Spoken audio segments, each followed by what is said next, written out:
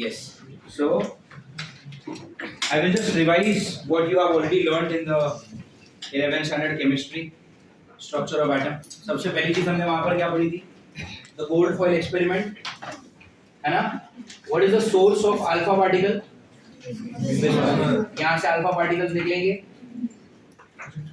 and ये ऐसे ही एक स्ट्रक्चर रेडी किया है ताकि अल्फा पार्टिकल एक पर्टिकुलर डायरेक्शन में जाए, इधर उधर भटके नहीं।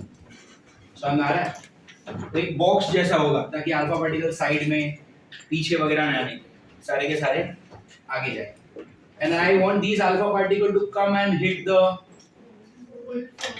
Gold foil. ठीक है, अब अगर कुछ अल्फा पार्टिकल यहाँ से ऊपर चले गए या यहाँ से नीचे चले गए तो I want to stop them also. तो यहाँ पर आपने क्या रख दिया? ब्रिक्स रख दिए मेड अप ऑफ लेड। तो कुछ नीचे रख दिए और आपने कुछ ऊपर रख दिए। करेक्ट? हो सकता है आपका केमिस्ट्री का जो एक्सपेरिमेंटल सेटअप हो वो फिजिक्स के एक्सपेरिमेंटल सेटअप से थोड़ा अलग है। मतलब हो सकता है शायद वहां पे लेड से बने हुए ब्रिक्स वगैरह आपने ना रखे हो, बट उससे कोई ज्यादा फर्क नहीं पड़ता। यहाँ पर भी लेड के ब्रिक्स रखने का पर्पस क्या है? द पर्पस इज कि अल्फा पार्टिकल सीधे सीधे जाए, इधर उधर अगर टेढ़े मेढ़े जा रहे तो वो रुक जाए, कहीं और ना चले। Now at this side what do we have? a screen and the screen is made up of zinc sulfide। ये ठीक है, ये सब कुछ आपको पता ही है, ज्यादा डिटेल में नहीं जाएंगे इसके। What did we see? हमने यहाँ पर ऑब्जर्व क्या किया कि most of the alpha particle तो सीधे सीधे निकल के यहीं पर स्पार्क बना रहे थे। ठीक है, दिस इज द स्पार्क। जहां पर भी अल्फा पार्टिकल स्क्रीन को टकराएगा वहां पे एक छोटा सा स्पार्क होगा।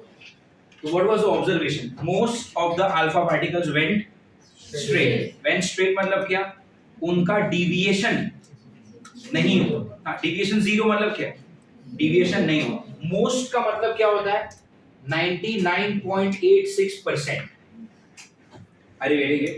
99.86% अल्फा पार्टिकल क्या चले गए? सीधे सीधे चले गए। सीधे सीधे चले गए मतलब क्या? उनका deviation angle is 0 डिग्री। तो इसका मतलब क्या? अगर आपने 100 पार्टिकल फेंके तो 99.86 तो सीधे सीधे चले, बचा कितना? 0.14% पार्टिकल, इनका डिविएशन हुआ कितना? Deviation was more than 1 degree. आगे देखेंगे वहां पर उस हैंडआउट में जो 4-5 पॉइंट्स हैं, उन पॉइंट्स में आपको यही लिखना है। आगे देखेंगे तो what is the first observation? Right the first point, 99.86% of the alpha particle went undeviated. 99.86% of alpha particle went undeviated. Second, 0.14% alpha particle got deviated. 0.14% alpha particle got deviated by more than 1 degree. By more than 1 degree. Third point, 1 in every 8,000 alpha particle, 1 in every 8,000 alpha particle got deviated. 1 in every 8,000 alpha particle got deviated with more than 90 degree. More than 90 degree. And मतलब next point, fourth, 1 in every 10⁶, वो fourth की जगह पे मैंने कर दी 5 ही लिख दी है, but समझ लो उतने मैच्योर हो चुके। हाँ, क्या लिखेंगे? 1 in every 10⁶ alpha particle got deviated with 180 degree. 1 in every 10 raised to 6 alpha particle got deviated with 180 degree. Bracket में लिखो रिटर्न बैक. Return back. क्या ये समझा? मोस्टली सीधे सीधे निकल गए. कितने? 99.86 और 0.14% का डिविएशन हुआ. कितने से? 1 डिग्री के ज्यादा. उसमें भी 8000 अल्फा पार्टिकल जब आप डालते हो तो कोई एक पार्टिकल ऐसा होता है जिसका डिविएशन 90 डिग्री से ज्यादा हो रहा है. देखो ना, 1 in every 8000 उसका एंगल ऑफ डिविएशन कितना था? 90 डिग्री से ज्यादा. And 1 in 10 raised to 6. 10 raised to 6 मतलब कितना? 1 मिलियन. 10 लाख. तो जब 10 लाख अल्फा पार्टिकल गए तो उसमें से एक पार्टिकल कैसा था जो जाके टकरा के बिल्कुल सीधा आ गया, 180 डिग्री पे वापस आया. Are you getting it? This was the observation. समझ में आ रही है? अब इसका कंक्लूजन क्या करेंगे? देखो पीछे कंक्लूजन. Point number 1. पहला पॉइंट क्या आएगा कंक्लूजन का? Most of the space in an atom, most of the space in an atom is empty. Most of the space in an atom is empty. Second point क्या आएगा? The entire mass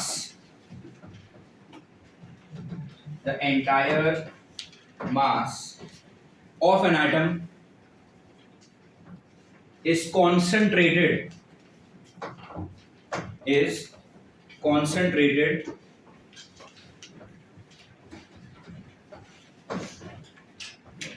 लिख दो पूरा. कितना time बच गया? is concentrated in a very small space, in a very small space called as nucleus.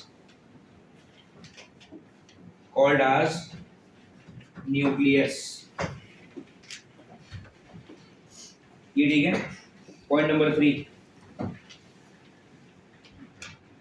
The size of atom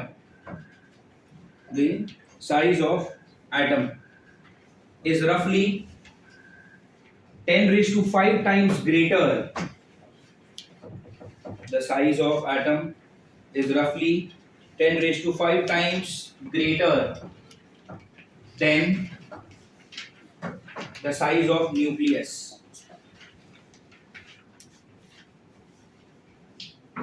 Then the size of nucleus. ठीक है. Point number 4. Size of an atom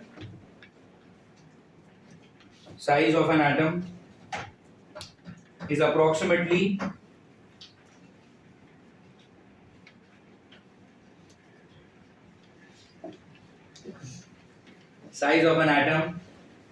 approximately of the magnitude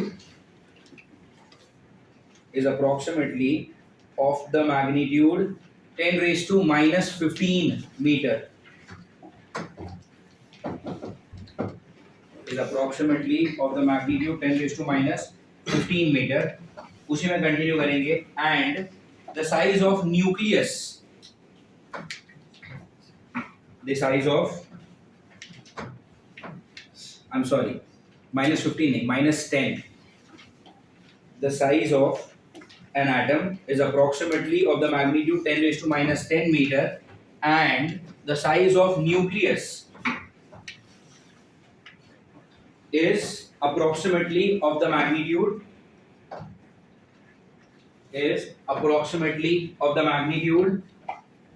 10 raised to minus 15 meter. अब ये देखो atom की size क्या बोली आपने?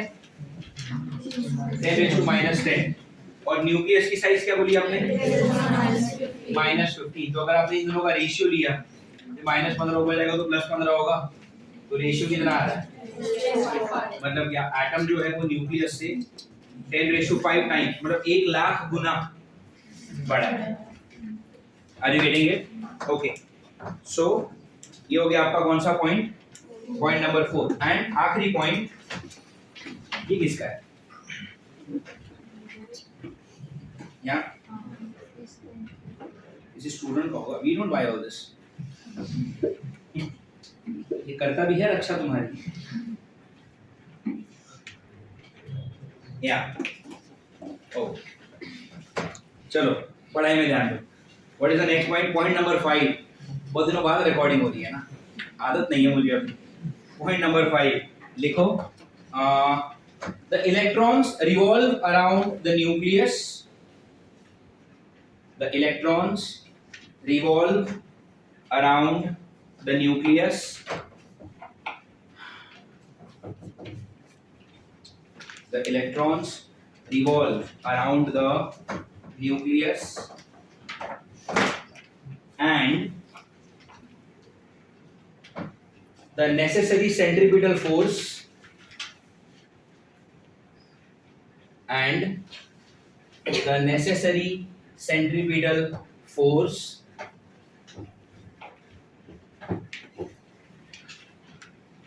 the necessary centripetal force is provided by electrostatic force. Electrostatic force of attraction between electrons and the nucleus.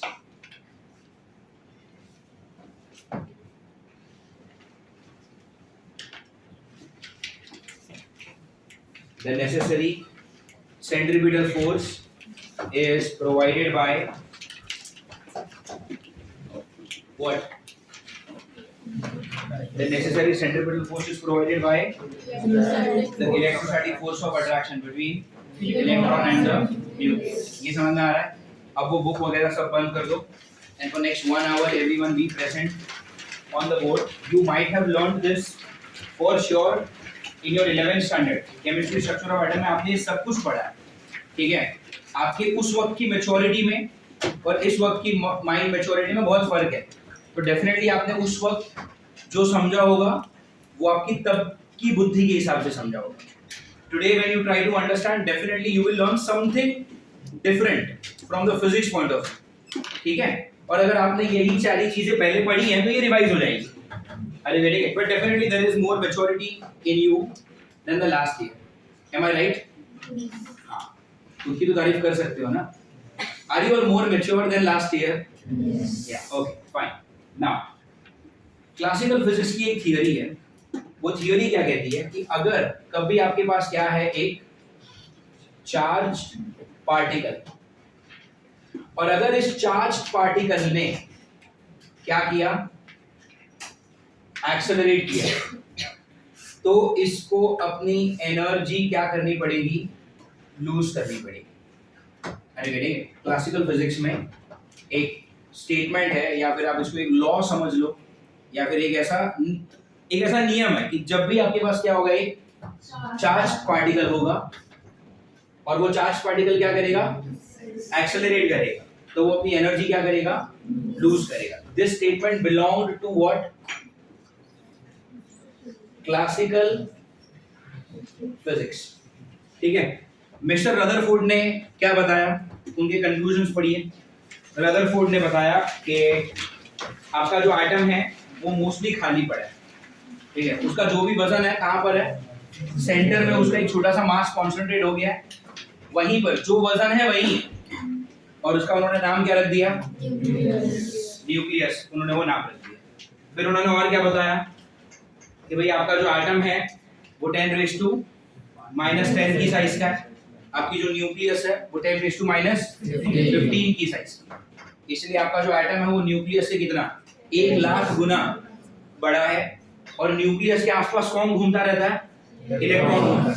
उन्होंने क्या बोला कि ये न्यूक्लियस है जो कि कैसी है, पॉजिटिव है, अरे हाँ है ना, एंड मान लो यहाँ पर क्या है एक इलेक्ट्रॉन, तो उन्होंने क्या बोला इलेक्ट्रॉन इसी न्यूक्लियस के आसपास घूम रहा है, ठीक है, इलेक्ट्रॉन इस न्यूक्लियस के आसपास घूम रहा है। अब जब इलेक्ट्रॉन इस न्यूक्लियस के आसपास घूमेगा तो उन्होंने क्या बोला कि कोई भी चीज को जब गोल घूमना होता है, जैसे मान लो एक सिंपल सा एग्जांपल देता हूं मैं कि एक रस्सी है मेरे पास और यहां पर मैंने एक पत्थर बांधा है, ठीक है, and then there is a boy, ठीक है, घुमा रहा है, diagram is also making sense, okay, तो ऐसे घुमा रहा है, ठीक है। अब जब ये गोल घूमेगा तो this is how the stone is performing circular motion. कोई भी चीज जब सर्कल में जाती है तो उसको सेंट्रीपिटल फोर्स लगेगा। इस पत्थर को सेंट्रीपिटल फोर्स कौन दे रहा है?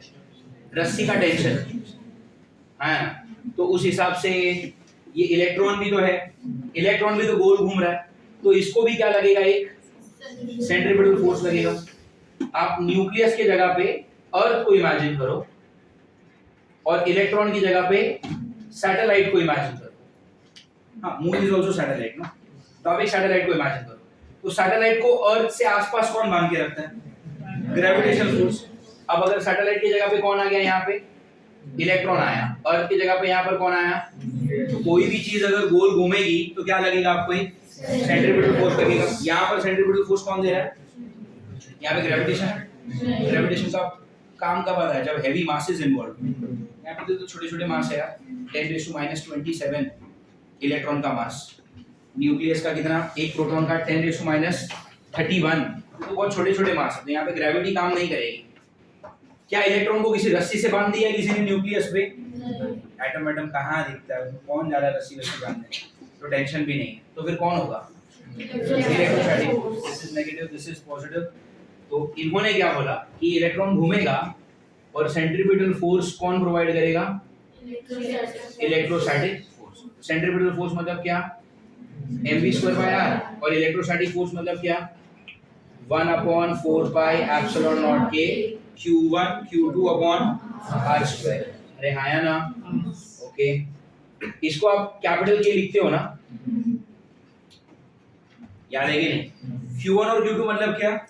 जिन दोनों के बीच में अट्रैक्शन हो रहा है। यहाँ पर अट्रैक्शन किसके किसके बीच में हो रहा है? इलेक्ट्रॉन और न्यूक्लियस। इलेक्ट्रॉन का चार्ज E, एक्चुअली -E होता है, बट आप क्या लिख रहे हो? फोर्स। इलेक्ट्रोस्टैटिक चैप्टर में आपने पढ़ा होगा कि जब भी हम कूलम्स लॉ लिखते हैं ना फोर्स को, उसमें मैग्नीट्यूड मैटर करता है, साइन नहीं। फोर्स के टाइम पे साइन मैटर नहीं करता, तो यहाँ पर सिर्फ क्या आएगा? इलेक्ट्रॉन का चार्ज कितना? E, और ये इलेक्ट्रॉन किससे अट्रैक्ट हो रहा है? न्यूक्लियस का चार्ज कितना? Ze। अरे यार, अब अगर मान लो न्यूक्लियस के अंदर एक प्रोटॉन, तो एक प्रोटॉन का चार्ज कितना? जितना एक इलेक्ट्रॉन का। इलेक्ट्रॉन का चार्ज कितना? E, तो एक प्रोटॉन का चार्ज E, 5 प्रोटॉन का चार्ज 5, 10 का 100 का 100। तो किसी भी न्यूक्लियस के अंदर जितने नंबर ऑफ प्रोटॉन्स होते हैं, उस नंबर के लिए आप क्या लेटर यूज करते हो? अरे यार, करते हो ना आप लोग, ZXA। तो you know what is Z? The number of protons या फिर number of electrons, दोनों सेम ही तो है। एक न्यूट्रल एटम के अंदर दोनों की संख्या कैसी होती है? सेम। तो Z is what? Number of proton। तो एक प्रोटॉन का चार्ज E, तो Z नंबर ऑफ प्रोटॉन्स के चार्ज कितने? सेम अपॉन r², और इस तरफ क्या है? mv²/r। ये किसने बताया? रदरफोर्ड ने, कि इलेक्ट्रॉन है आसपास में घूम रहा है और उसको सेंट्रीपिटल फोर्स कौन देगा? Electrostatic force. तो फिर किसी ने एक सवाल पूछा होगा कि भैया आप तो बोल रहे हो ये घूमेगा, हमने मान लिया, बट क्लासिकल फिजिक्स क्या कहता है कि जब भी कोई चार्ज पार्टिकल क्या करेगा? एक्सेलरेट करेगा, तो उसको अपनी एनर्जी क्या करनी पड़ेगी? एक्सेलरेशन का मतलब क्या होता है? या तो डायरेक्शन बदले, चेंज हो, या तो मैग्नीट्यूड चेंज हो। अरे हाँ या ना, या तो दोनों चेंज हो, या तो both change. Either the direction changes or the magnitude changes or both are changing. इसका मतलब होता है कि वो पार्टिकल क्या कर रहा है, एक्सेलरेट कर रहा है। हम बात किसकी कर रहे हैं, क्या इलेक्ट्रॉन एक चार्ज पार्टिकल है? हाँ, अरे उसके पास चार्ज है ना, प्लस हो माइनस हो फर्क नहीं पड़ता, चार्ज है या नहीं है, तो इलेक्ट्रॉन एक चार्ज पार्टिकल है। तो हम आगे जो पढ़ने वाले हैं वो इस पे लागू पड़ता है कि नहीं? अब उन्होंने क्या बोला, अगर किसी चार्ज पार्टिकल ने क्या किया, क्या इलेक्ट्रॉन यहाँ पर एक्सेलरेट कर रहा है? हाँ, कैसे? उसका मैग्नीट्यूड चेंज हो रहा है?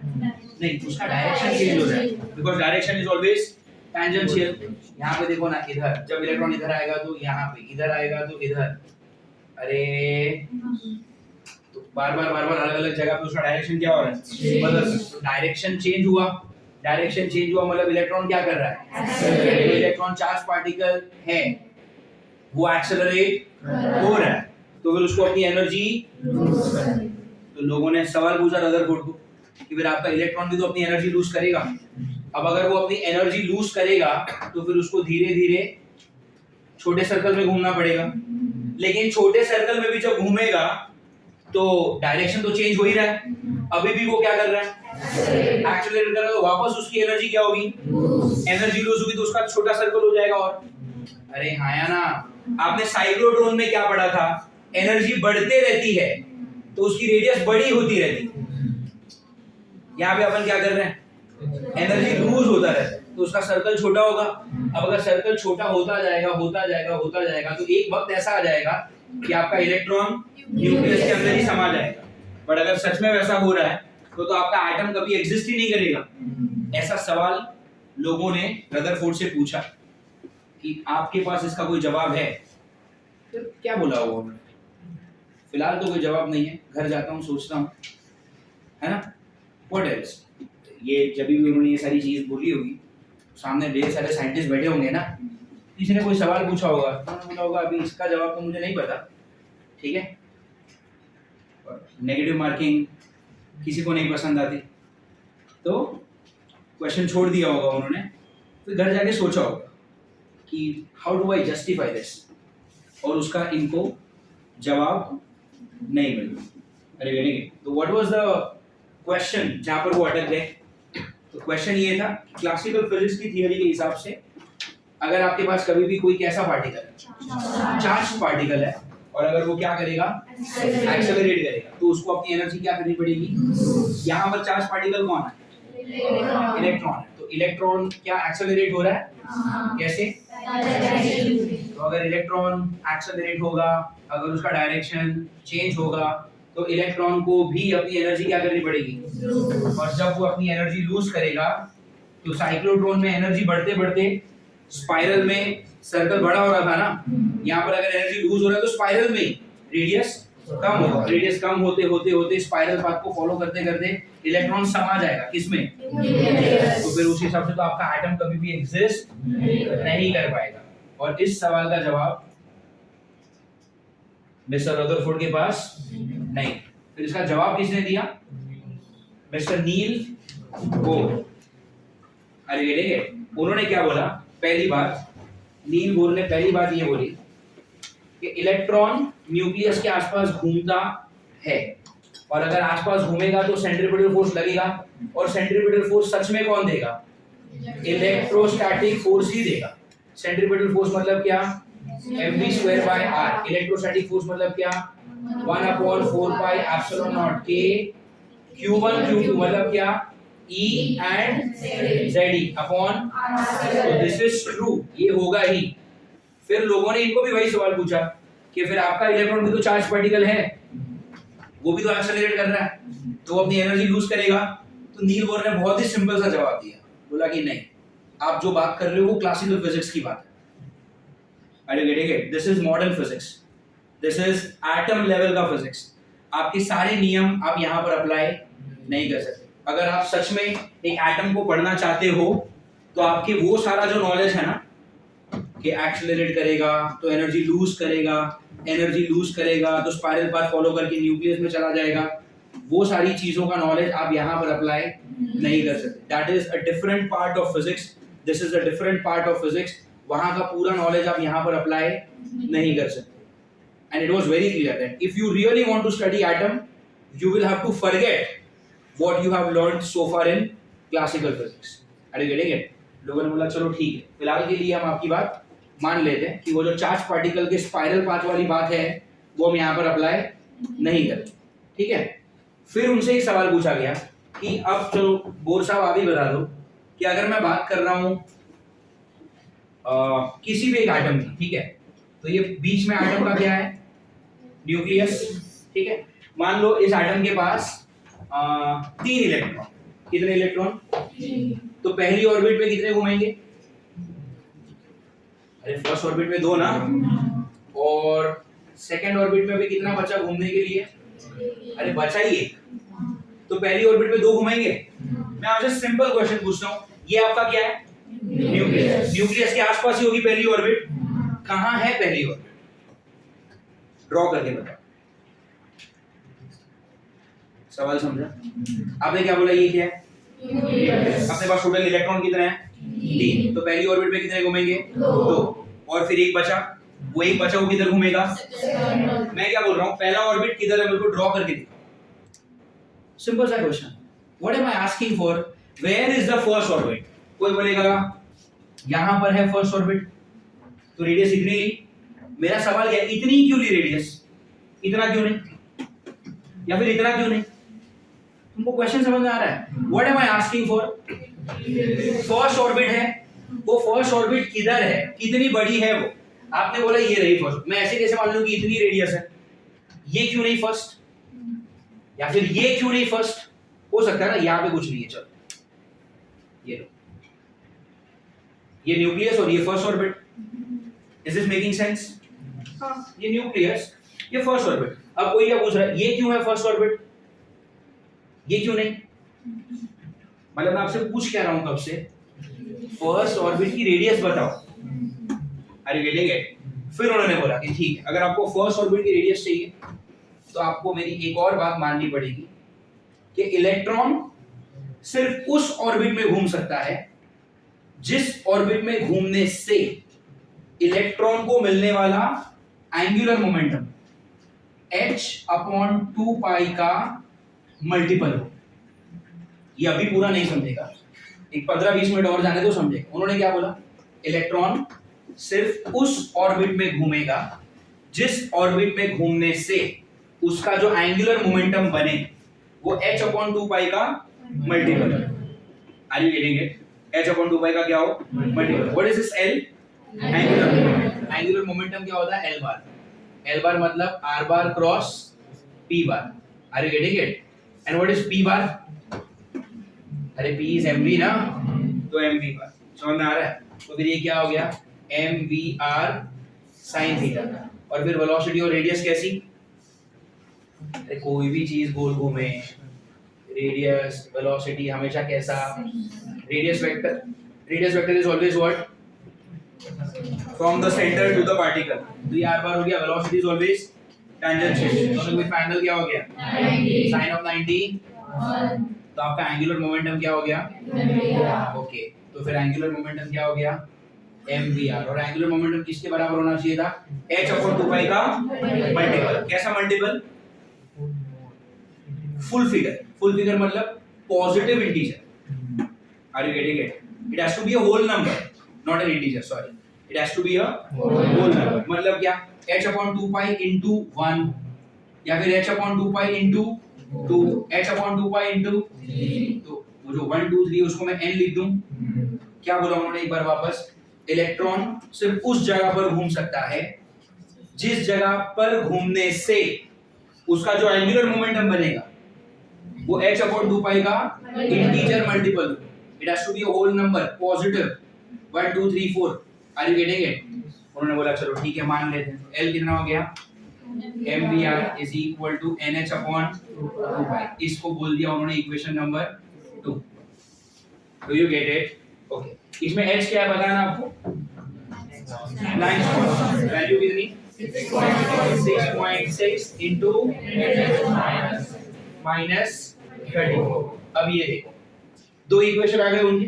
पहला इक्वेशन किसने दिया है, रदरफोर्ड। इलेक्ट्रॉन घूमेगा और घूमते वक्त उसको किस चीज की जरूरत पड़ेगी, सेंट्रीफ्यूगल फोर्स की। वो कहां से आएगा, ये रदरफोर्ड ने दे दिया एक इक्वेशन। नील बोर ने एक और इक्वेशन दी कि आपका जब पार्टिकल घूमेगा, पार्टिकल नहीं सॉरी इलेक्ट्रॉन, तो वो कहीं पर भी नहीं घूमेगा, वो कहां पर घूमेगा, जहां पर घूमने से उसका जो एंगुलर मोमेंटम बनेगा वो h/2π का इंटीग्रल मल्टीपल होगा।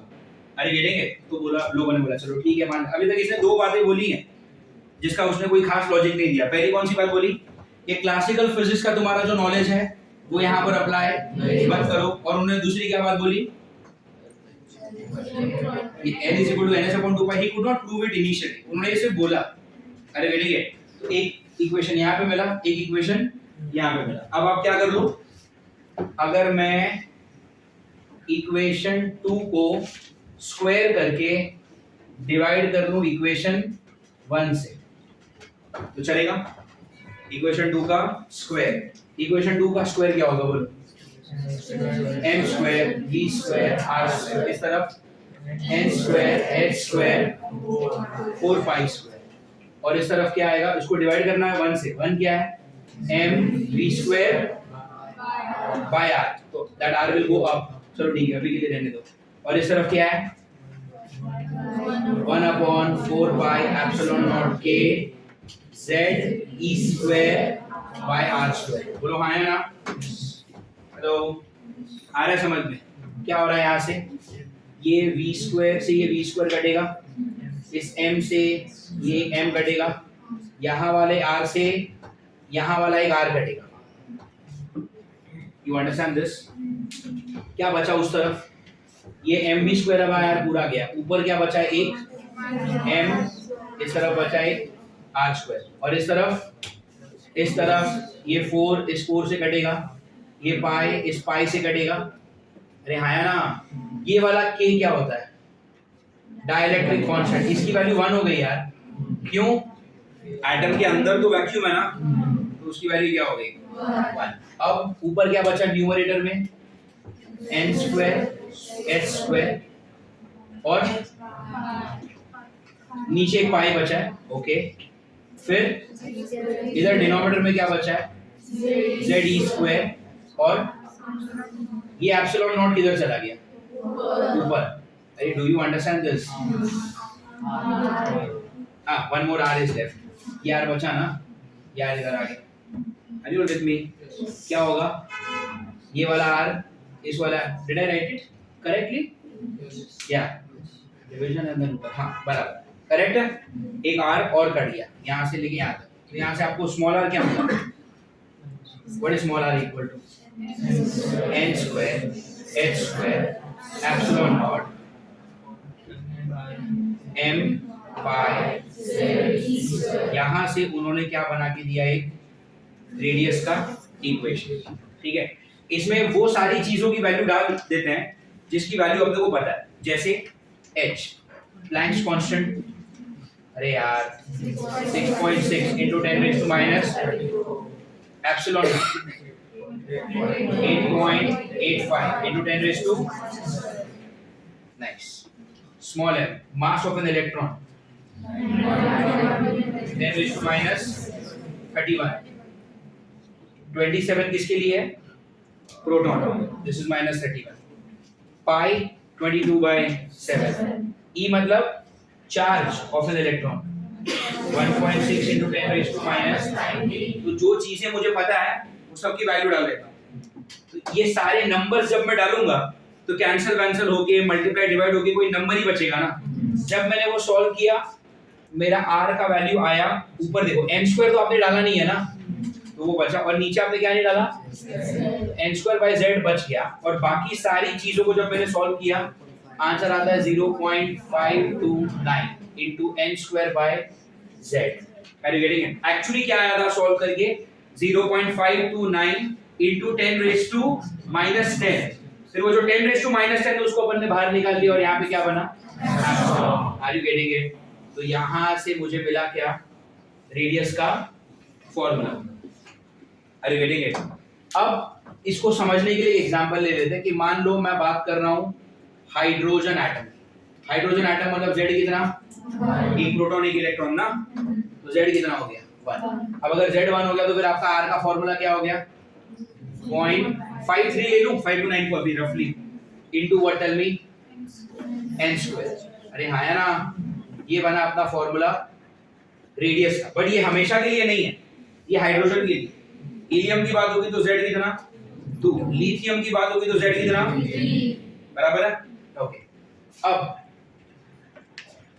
अगर मैं लिखता हूं फर्स्ट ऑर्बिट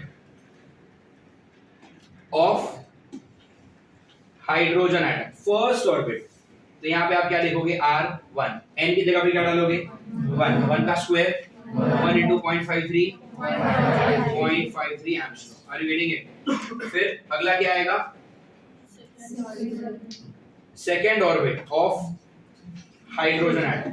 सेकेंड ऑर्बिट मतलब क्या, n को क्या डालोगे 2, n को 2 डाला, 2 का square 4, 4 into 0.53,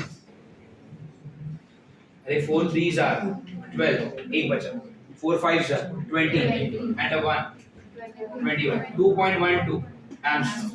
are you getting it? और एक लास्ट ले रहा हूं example, third orbit of hydrogen atom r3, 3 का स्क्वायर 9, 9 3s are 27, 2 45, 2 47, 4.77 एंगस्ट्रॉम। ये क्या है, radius of the first orbit, ये क्या है, radius of the second orbit, और ये है radius of the third orbit. Do you get it? Now I don't know about you people, but when I was in 11th and 12th standard, I always had this doubt कि बात किसकी कर रहे हैं हम लोग, हाइड्रोजन एटम। हाइड्रोजन एटम के पास electron कितना है, एक, तो वो तो पहले ऑर्बिट में ही आ जाएगा, तो फिर ये दूसरी तीसरी चौथी ऑर्बिट की बात क्यों हो रही है? ऑर्बिट कितनी भी हो सकती, एक एटम के पास कितनी भी ऑर्बिट्स हो सकती, but electron at a time किसी एक ही ऑर्बिट में मिलेगा। इट इज लाइक, क्या एक इंसान के पास 5 घर हो सकते हैं, बट क्या वो एक ही टाइम पे पांचों घर में प्रेजेंट हो सकता है? तो अगर आप पहले घर में हो, मतलब दूसरा तीसरा चौथा पांचवा घर भाड़े पे दिए खाली, अरे इलेक्ट्रॉन ये सब नहीं करता है, थोड़ा मंद आती है कि आपने को तो एक ही की जरूरत है, 3 भाड़े पे चढ़ा दो। मन बोलो, भोला बोलो, जो बोलो, मैं क्या बोल रहा हूँ समझ में आ रहा है? तो अगर वो पहले ऑर्बिट में है तो फिर वो दूसरा तीसरा चौथा पांचवा सब खाली है, वो सेकंड में जा सकता है, वो थर्ड में जा सकता है, लेकिन अगर वो सेकंड में गया तो पहला खाली, वो फिफ्थ में गया तो 1 2 3 4 और 6 7 8 से लेकर इनफाइनाइट सब कुछ खाली। अब अगर मैं हाइड्रोजन एटम को आपको पूछूं कि मुझको ड्रॉ करके दो, तो आप ये कर सकते हो कि हाइड्रोजन एटम का क्या हो गया, ये उसका न्यूक्लियस। अब अगर मुझे चाहिए कि फर्स्ट ऑर्बिट ड्रॉ करके दो, तो फर्स्ट ऑर्बिट में कहां पर ड्रॉ करूंगा, फर्स्ट ऑर्बिट एक ऐसी जगह पर ड्रॉ होगी जहां से रेडियस कितनी बने 0.53 angstrom. Are you getting it? क्या मैं सेकंड ऑर्बिट ड्रॉ कर सकता हूं? यस, सेकंड ऑर्बिट का मतलब क्या, 2.12 angstrom. Are you getting it? 2.12 angstrom. क्या ये इलेक्ट्रॉन के पास एक और ऑर्बिट हो सकती है? हां, तो थर्ड ऑर्बिट हो सकता है यहां पे, अरे हाँ है ना, तो ये क्या बना उसका थर्ड ऑर्बिट, और इस थर्ड ऑर्बिट की रेडियस क्या होगी 4.77 एंगस्ट्रॉम। समझ में आ रहा है? अब मिस्टर नील बोर ने ये वाली जो लाइन बोली थी ना, ये समझता है। एल का मतलब क्या, एंगुलर मोमेंटम। उन्होंने क्या बोला था वो यहाँ पे समझते हैं। अगर इलेक्ट्रॉन यहाँ पे घूम रहा है ना, ये कौन सी ऑर्बिट है, तो फर्स्ट ऑर्बिट में उसको घूमने दो, फर्स्ट ऑर्बिट में घूमेगा, इलेक्ट्रॉन के पास मास है, अब वो घूम रहा है ना, मतलब उसके पास वेलोसिटी है, और उसकी रेडियस की वैल्यू कितनी, तो जब आप उसके मास, वेलोसिटी और रेडियस को मल्टीप्लाई करोगे, मतलब किसको किसको, मास को, वेलोसिटी को, रेडियस को मल्टीप्लाई करोगे, आपको क्या मिलेगा, अब जब उसका एंगुलर मोमेंटम आएगा ना, तो वो h/2π से मल्टीपल होगा। h की वैल्यू कितनी 6.6 into 10⁻⁻, डिवाइड बाय 2π करोगे तो नंबर आएगा, उस नंबर का ये मल्टीपल होगा। कौन सा मल्टीपल होगा, 1 मल्टीपल। क्यों? क्योंकि फर्स्ट ऑर्बिट की बात कर रहे हो ना। अब अगर इलेक्ट्रॉन बोल रहा है कि मुझे यहाँ पे नहीं घूमना, मुझे घूमना है किसमें, सेकंड वाले में, तो सेकंड वाले में जा सकता है। अरे ठीक है, अब जब वो सेकंड वाले में जाएगा, उसके पास मास है, वेलोसिटी है, और उसके पास रेडियस कितनी है अब जब आप उसका m v और r मल्टीप्लाई करोगे तो वो h अपॉन 2 पाई का वापस मल्टीपल होगा, बट अब वो कौन सा मल्टीपल होगा, मतलब h अपॉन 2 पाई इनटू 2 करोगे ना तो वही mvr वापस मिलेगा। Are you getting it? Into 2 क्यों? क्या वही इलेक्ट्रॉन थर्ड ऑर्बिट में जा सकता है? जा सकता है। अब तक उसका mvr h अपॉन 2 पाई से 3 टाइम्स मतलब मल्टीपल आएगा। Do you get it? अच्छा, अब अगर इलेक्ट्रॉन बोलेगा एक काम करेंगे भाई, अब देखो 0.53 में नहीं घूमना, अब देखो जाना बड़े ऑर्बिट, तो उसको किधर जाना पड़ेगा, मतलब किस रेडियस पे जाना पड़ेगा। अब इलेक्ट्रॉन ऐसा बोलते हैं कि एक काम करते हैं, ये ब्लैक वाला जो ऑर्बिट है बहुत छोटा है, मुझे वहां पे नहीं घूमना, तो आपने क्या बोला, रेड वाले पे चला, बोलेगा नहीं रेड वाला बहुत बड़ा है, कुछ 20 मिनट बोला इधर घूमू क्या, this is not allowed. Are you getting it? घूमना है 0.53 पे घूमो, घूमना है 2.12 पे, बोलता है मैं ब्लू वाले में घूम लेता हूं ना, नहीं तेरा नहीं मेरा, this is not allowed. Why so?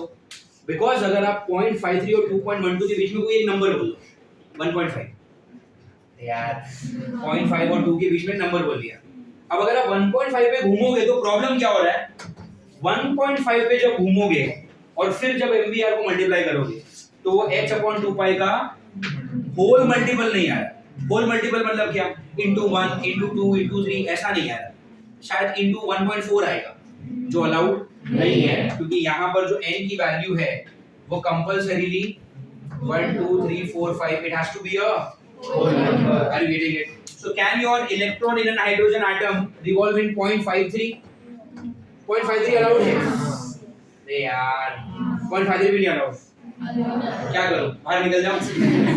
0.53 allowed है, 2.12 अलाउड है, बट अगर वो बोलेगा कि 0.53 और 2.12 के बीच में कुछ करो, नॉट। अरे गेटिंग इट? 2.12 से अगर आपको और बड़ा होना है सीधा 4.77 पे जाओ, इसके और इसके बीच में बोलेगा मैं इधर घूमूं बीच में 3.5 पे, 3.25 3.4 कुछ अलाउड नहीं। यहां से निकला सीधा इधर जा, इधर से निकल के और ऊपर जाना है जा सकते हो। n की वैल्यू कितनी डालो, 4, 4 का स्क्वायर 16, 16 इंटू 5 मतलब लगभग 80 के आसपास, 8 पॉइंट समथिंग जो भी, तो अभी ये 4 से निकला तो सीधा 8 पे जाना, 4 और 8 के बीच में 6 7 7.5 पे आपको घूमने नहीं मिलेगा। Are you understanding this? ये उन्होंने क्या बताया, अपना रेडियस के बारे में अपना नॉलेज उन्होंने share. Are you getting it? अब रेडियस का ये जो फॉर्मूला आया, इस फॉर्मूला को आप इक्वेशन 2 में डाल सकते हो। अरे यार, तो can I put 3 into, hello, put what, tell me, 3 into, if I put 3 into what do I get? I get MVR। R मतलब क्या, L square H square epsilon not upon M pi ZE square, और इस तरफ क्या है, NH upon 2 pi. Do you get it? क्या क्या चीजें कैंसिल हो रही हैं, पहले n कटा एक n से, h कटा एक h से, पाई कटा पूरा, फिर ये m इस m से, अरे हाँ या ना। अच्छा, क्या चाहिए अपने को, वेलोसिटी, तो लेफ्ट साइड पे आएगा वेलोसिटी v। अब यहाँ पे ये z e स्क्वायर ऊपर भेज दो, अरे यार ये z चला गया उधर, e स्क्वायर चला गया, इधर क्या बचा है, खाली नीचे 2 बचा है, तो नीचे 2 बचा है, z और e स्क्वायर उधर चला गया, पीछे n h epsilon, n h epsilon, ये आ गया फॉर्मूला किसका, वेलोसिटी। जैसे आपके पास रेडियस में बहुत सारे कांस्टेंट्स थे ना, h कांस्टेंट था, epsilon not, m pi e, ये सारी चीजें कांस्टेंट थी, वैसे यहाँ पर भी तो है तुम्हारे पास, क्या क्या कांस्टेंट है तुम्हारे पास, e, this 2 is a number, h epsilon not, तो ये सारी वैल्यूज आप डाल सकते हो। जब आपने ये सारी वैल्यूज डाली तब भी तो आपको कोई आंसर आएगा, तो वो जो आंसर आया वेलोसिटी का, पहले इसमें बताओ अननोन क्या है, तो z और n आपके वेरिएबल्स रहेंगे, वेलोसिटी है तो हमेशा आपको को किस में चाहिए, मीटर पर सेकंड, आगे एक नंबर आएगा, if I'm not wrong it is 5.29 into 10 raised to 6, I don't remember. क्या बोला मैंने? आई डोंट रिमेंबर बोला। देख कर बताओ।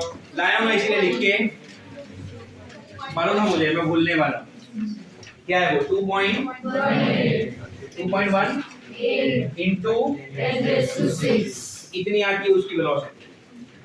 Are you getting it? And definitely your velocity का answer is what in metre per second. वापस अगर मैं बात करूंगा हाइड्रोजन के लिए तो z की वैल्यू फर्स्ट ऑर्बिट में घूमते वक्त क्या स्पीड से घूम रहा है, तो n की वैल्यू 1 डाल दो, तो 1 डाला तो 2.18 into 10⁶ वही आंसर।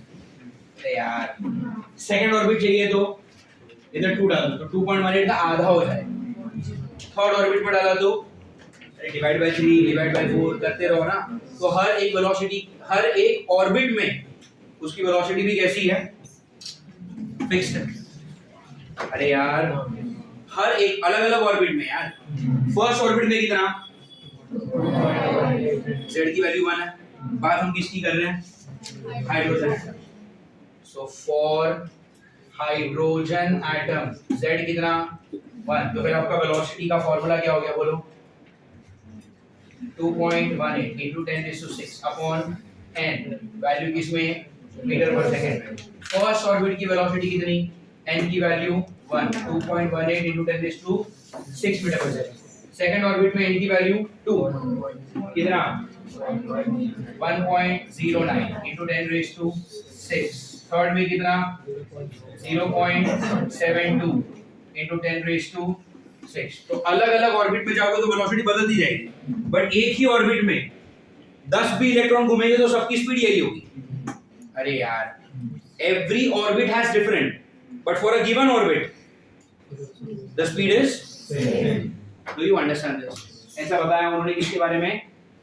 वेलोसिटी के बारे में। अरे गेटिंग इट? तो अगर आप चाहो तो ऐसा भी बना सकते कि जब वो यहां पर घूम रहा होगा तो ये वेलोसिटी कितनी है? 2.18। Are you getting it? Of course, into 10⁶। अब अगर वो सेकंड में आना चाहे तो आ सकता है, लेकिन सेकंड की रेडियस फिक्स्ड है 2.12। उसी तरह सेकंड का वेलोसिटी भी फिक्स्ड है, कितना? 1.09 into 10⁶। अरे getting it? क्या वो थर्ड में आके घूम सकता है? हाँ घूम सकता है, लेकिन थर्ड की रेडियस फिक्स्ड है 4.77। थर्ड की वेलोसिटी भी फिक्स्ड है, कितनी? 0.72 into 10⁶। आगे करेंगे। अब अगर वो बोलेगा कि मुझे 0.53 से बड़े घर में जाना है बट 2.12 से छोटे में, ये अलाउड नहीं है। अगर वो बोलेगा कि मुझे 2.18 से स्लो दौड़ना है बट 1.09 से फास्ट, ये सब अलाउड नहीं। उसकी रेडियस की वैल्यूज फिक्स्ड है, उसकी वेलोसिटी की वैल्यूज, अरे वैल्यू फिक्स होगी तो ही तो ये मल्टीप्लाई होके h/2 से मल्टीपल में बनेगा ना, multiple of 1, multiple of 2, multiple of 3। Do you understand? अब वो वेलोसिटी की वैल्यू देखो आप, 2.18 into 10⁶। ये धीमे चल रहा है या बहुत तेज है?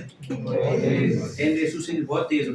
तो स्पीड इज हाई और too less? High. And high enough that you can even compare this with the speed of light. Are you getting it? तो अगर आपने वेलोसिटी का जो वैल्यू है उसको स्पीड ऑफ लाइट से डिवाइड किया, व्हाट इज द वेलोसिटी का? फर्स्ट ऑर्बिट देख लो 2.18 into 10⁶ and velocity of light कितना? 3 into 10⁸ समझ में आ रहा है? If you divide this you get approximately 1/137. It's a very standard question they ask in physics. Are you getting it? Velocity of an electron in the first orbit of hydrogen atom when compared with speed of light. What is the ratio? 1/137. Marvel में standard question दिया। Are you getting it? आप चाहो तो ये सब कुछ derive करके फिर डिवाइड करके आंसर लेकर आ सकते हो। सीधा याद रख लो ना, पहली बार बोल रहा हूँ, कुछ याद रख लो। Are you getting it? 1/137. Do you get it? Okay. So what did we learn so far? ये तो रदरफोर्ड ने बताया था, ये इन्होंने बताया, दोनों से एक एक इक्वेशन मिला। इक्वेशन 2 के स्क्वायर को इक्वेशन 1 को डिवाइड करके क्या मिला? r मिला। ये सारी चीजें कांस्टेंट, वहां से अपने को r का फॉर्मूला मिला, z की वैल्यू 1 डाली, ये सब आया। ये आया। यहाँ पे डाउट क्या था मेरा, जब इलेक्ट्रॉन ही एक है तो ऑर्बिट भी एक ही चाहिए, तो बाकी ऑर्बिट का क्या काम? तो एक में रहेगा तो बाकी सारे खाली रहेंगे। एग्जाम्पल कौन सा? एक इंसान के पास 5 घर हो सकते हैं, अगर वो हाउस नंबर 2 में रुका है, मतलब क्या, हाउस नंबर 1 3 4 5 खाली है, बट घर तो है ना उसके पास। तो वैसे ही इलेक्ट्रॉन के पास भी अलग अलग ऑर्बिट है, वो किधर भी घूम सकता है यार, उसकी मर्जी। लेकिन एट अ टाइम एक ही इलेक्ट्रॉन एक ही ऑर्बिट में हुए, अगर वो पहले में है तो दूसरा तीसरा चौथा पांचवा खाली, दूसरे में है तो 3 4 5 खाली और पहला खाली। Are you getting it? पक्का? फर्स्ट घर का मतलब फर्स्ट ऑर्बिट का जो रेडियस है वो फिक्स 0.53 मतलब 0.53, उससे ज्यादा नहीं चलेगा, उससे कम नहीं चलेगा। सेकंड वाले का फिक्स है 2.12, थर्ड वाले का फिक्स है 4. आप बोलोगे कि इन दोनों के बीच में घूमने दो मेरे को, ऐसा कुछ नहीं होता। Are you getting it? Radius के values are fixed, velocity के values are fixed. Do you understand this? पक्का? Okay. अब आपके पास रेडियस है, आपके पास वेलोसिटी है, अब आप और क्या क्या निकाल सकते हो? तो there is something that I give you as homework. क्या आप उसकी एंगुलर वेलोसिटी निकाल सकते हो? v is equal to r omega, तो omega is what? v by r। क्या आपको v का फॉर्मूला पता है? कौन सा? वो top corner z square upon 2nh epsilon not, और r कितना है? r ये रहा n square h square epsilon not upon m pi z square. कुछ करना नहीं है, वो रखो ये रखो, जो कैंसिल हो रहा है करो, नहीं हो रहा है मत करो, एज इट इज छोड़ दो। Are you getting it? ये क्या हो गया आपका omega. Are you getting it? Omega पता है मतलब बाय डिफॉल्ट टाइम पीरियड निकल जाएगा, ये जो आएगा उसको 2 पाई से, फिर फ्रीक्वेंसी निकल जाएगा 1 अपॉन टाइम पीरियड, है ना। फिर एक इलेक्ट्रॉन जब भी एक कॉइल में घूमता है, या फिर जब इलेक्ट्रॉन एक ऑर्बिट में घूमता है, तो it is like current flowing ना इन अ कॉइल। जब करंट फ्लो करेगा कॉइल में तो मैग्नेटिक डाइपोल मोमेंट होगा। तो ऐसे क्वेश्चन किया है हमने, मैग्नेटिक डाइपोल मोमेंट क्या होता है? NIA। n मतलब क्या? Number of coils. यहाँ पर क्या? एक ही ऑर्बिट ना, तो यहाँ पर क्या करोगे आप? I into A, बट उसके लिए आपको क्या चाहिए? I। Do you know the value of I? नहीं, तो निकालते हैं। I कैसे निकालोगे? Q by T। But do you know T? No, तो आप क्या करोगे? Q 1 upon time period is what? Frequency। Q मतलब चार्ज। चार्ज क्या है? इलेक्ट्रॉन। अरे यार, इलेक्ट्रॉन का चार्ज E रखो, F यहाँ से मिलेगा, T से मिलेगा, T ओमेगा से, ओमेगा V और R से, V और R वहां से। अरे गेटिंग इट? तो यहाँ से आपने I डाल दिया, M मिल गया। फिर जब आपका इलेक्ट्रॉन ऑर्बिट में घूमेगा, तो मैं आपसे पूछता हूँ कि न्यूक्लियस पे सेंटर पे बनने वाला मैग्नेटिक फील्ड निकालो। What is the formula for magnetic field? Mu naught Ni upon 2r। इसमें n मतलब क्या? Number of turns. क्या लगेगा? I कहां से मिलेगा? अरे यार 2r, r कहां से मिलेगा? यहां से। Do you get it? अलग फॉर्मूले पूछ सकते हैं, आपको कोई फॉर्मूला याद रखने की जरूरत नहीं है। समझ में आ रहा है? ये याद रख के दिखा दो तुम, ये याद रख के दिखा। मुस्तफा ने इस बार 11th स्टैंडर्ड के बच्चों से 40 फिजिकल क्वांटिटी के डायमेंशन याद रखवा लिए। मतलब if you go and ask 11th standard guys what is the dimension for electric potential, तुमको डिराइव करना पड़ता है, उनको सब याद है। मैं बोलता हूँ 40 क्वांटिटी के डायमेंशन याद हो सकते हैं, ये फॉर्मूले याद नहीं हो सकते। Anyone up for a challenge? नहीं, हार मान ली, निकालो व्हाइट रुमाल और सरेंडर करो। What I meant is these are formulae which you don't need to remember, but आप कर सकते हो ना यार, ठीक है। अच्छा, फिर दूसरी बात, आपको पूछा जा सकता है सेंट्रीपिटल एक्सेलरेशन, घूम रहा है ना वो, तो सेंट्रीपिटल एक्सेलरेशन का फॉर्मूला mv²/r सेंट्रीपिटल फोर्स होता है। ये क्या होगा?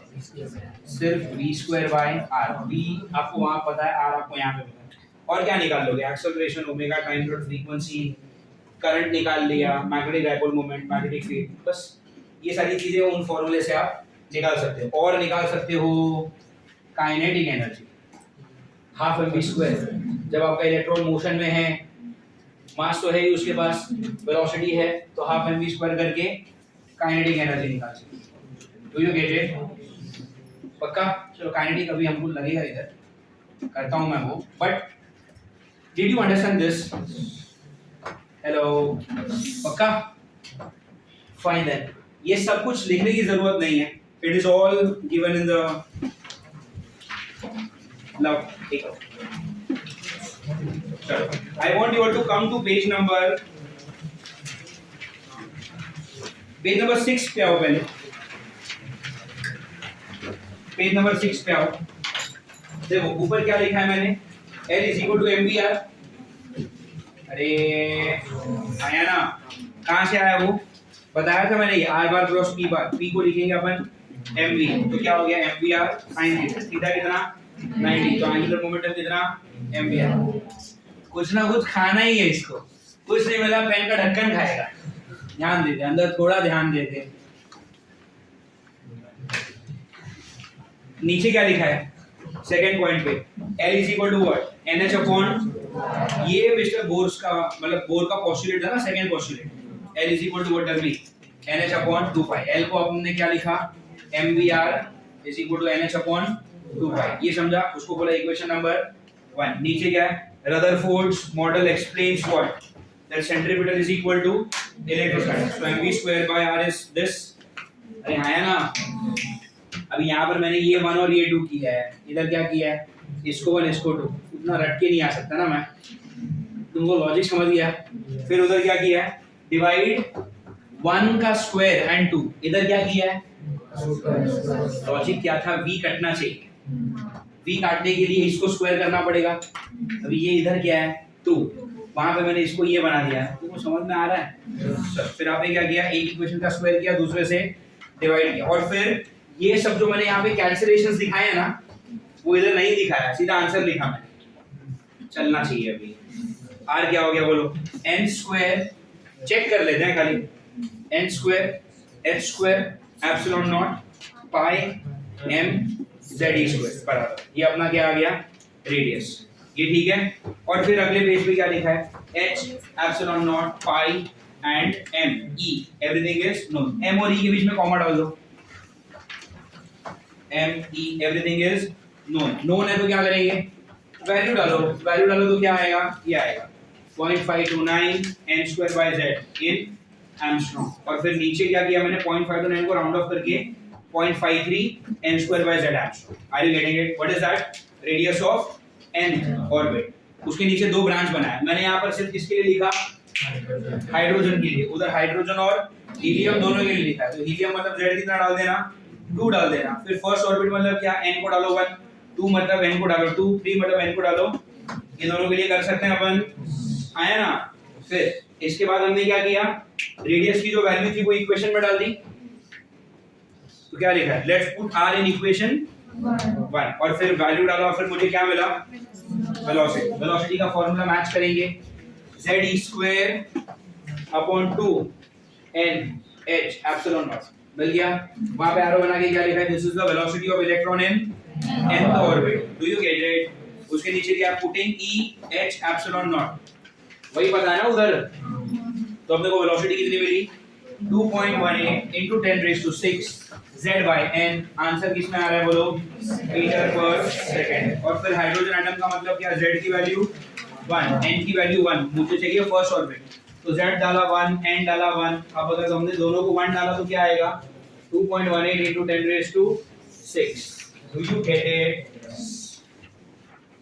और देखो मैंने वहां पे क्या लिखा है सेकंड लाइन में, 2.18 into 10 raised to 6 का मतलब क्या, वो ब्रैकेट में क्या लिखा है, हाई स्पीड। फिर मैंने क्या किया, उस वेलोसिटी को स्पीड ऑफ लाइट से डिवाइड किया, और रेशियो कितना आ रहा है 1/137। और फिर क्या बनाया, नीचे एरो बना के क्या लिखा है, this speed is high enough to get compared with the speed of light. Do you understand this, पक्का, ओके। ये बोर्ड पे जो लिखा है वो समझ में आ रहा है, ओके। अब आपको क्या करना है, पेज नंबर 4 पे आ जाओ सिर्फ, और पेज नंबर 4 पे ब्लैंक पेज है, दो हिस्सों में डिवाइड करो। Just draw a line at the centre and at the upper half of the centre you draw this. First orbit की रेडियस उसकी स्पीड, सेकंड की रेडियस उसकी स्पीड, थर्ड की रेडियस उसकी स्पीड, ठीक है। इसका ये ठीक है, पॉज कर देगा। Now we can derive what? Kinetic energy. Formula for kinetic energy will be तो kinetic energy is equal to half m v square, half m v already क्या है, z e square upon 2n h epsilon not. तो ये क्या हो जाएगा, half m Z square e raise to 4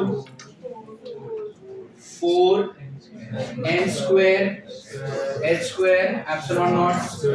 तो उस हिसाब से न्यूमरेटर क्या हो गया, m z square e raise to 4 अपॉन 8n square h square epsilon not square. ये बनेगा तुम्हारा फॉर्मूला किसका, ये आप लोग चेक कर सकते हो, देखा है उसमें, right. This is the formula for what tell me, kinetic energy. ये सही है, अरे हाँ या ना। अगला क्या आएगा, पोटेंशियल एनर्जी। अब ना पोटेंशियल एनर्जी के बहुत सारे टाइप होते हैं। जैसे अगर मैं आपको बताऊं ग्रेविटेशनल पोटेंशियल एनर्जी, तो फॉर्मूला mgh। अगर मैंने आपको बोला स्प्रिंग का पोटेंशियल एनर्जी, तो फॉर्मूला हाफ k x। समझ में आ रहा है। अब ये वाली कौन सी पोटेंशियल एनर्जी है, ये ग्रेविटी की वजह से। ये बात किसकी हो रही है, आप ये देखो, ये क्या है, न्यूक्लियर, और यहाँ पर मान लो कोई इलेक्ट्रॉन घूम रहा है, अरे वेटिंग। तो क्या मैं बोल सकता हूँ, न्यूक्लियस मतलब ढेर सारा पॉजिटिव चार्ज। हर चार्ज अपने आसपास में क्या बनाता है, फील्ड। तो न्यूक्लियस ने भी अपने आसपास में क्या बनाई होगी, अरे वो फील्ड के अंदर है इलेक्ट्रॉन, तभी तो उससे अट्रैक्ट हो रहा है। अरे ठीक है। तो इसके पास अब कौन सी एनर्जी है, एनर्जी बिकॉज ऑफ इसका फील्ड। इसको कहते हैं electrostatic potential. Gravitational potential energy आपके पास कब तक होती है, जब तक आप अर्थ के ग्रेविटी के अंदर हो। अरे ठीक है। उस इलेक्ट्रॉन के पास न्यूक्लियस के फील्ड के अंदर होने के वजह से ही इलेक्ट्रोस्टैटिक पोटेंशियल एनर्जी।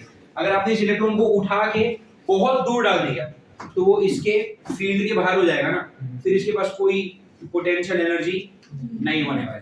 अरे गेटिंग इट। तो यहाँ पर हम क्या पढ़ेंगे, पोटेंशियल एनर्जी। ये कौन सी है, ग्रेविटेशनल नहीं, स्प्रिंग नहीं, ये कौन सी है, electrostatic potential. Electrostatic potential energy का formula K Q1 Q2 upon R square या R। इसमें जो भी वैल्यूज डालेंगे ना वो विद साइन डालना पड़ता है। समझ में आ रहा है। जब मैंने आगे लिखा था mv square by r is equal to what, k q1 q2 by, ये किसका फॉर्मूला है, फोर्स। फोर्स के अंदर साइन नहीं, समझ में आ रहा है। लेकिन अभी हम क्या कर रहे हैं, पोटेंशियल एनर्जी, इसके अंदर साइन है। Are you understanding. तो फिर ये k का मतलब क्या, 1 upon 4 pi epsilon not k। k is what, 1।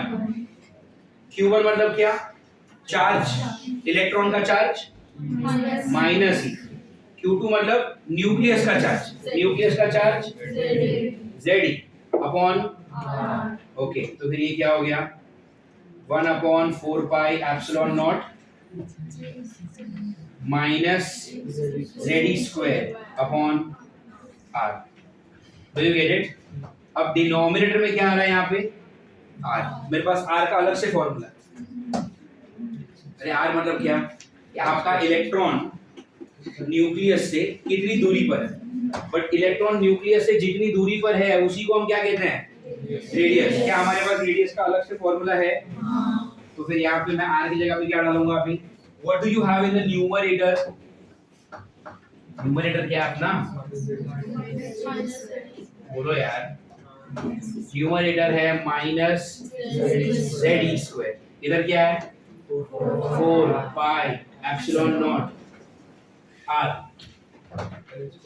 R अभी हटाया, आप बताओ मुझे थोड़ी याद, m n स्क्वायर फिर h square epsilon not upon, मतलब पाई ऊपर जाएगा, m ऊपर जाएगा, z square Ze square. Everyone agrees, okay. तो अब क्या होगा, इसको थोड़ा और आगे सॉल्व किया तो ये पाई के साथ कटेगा और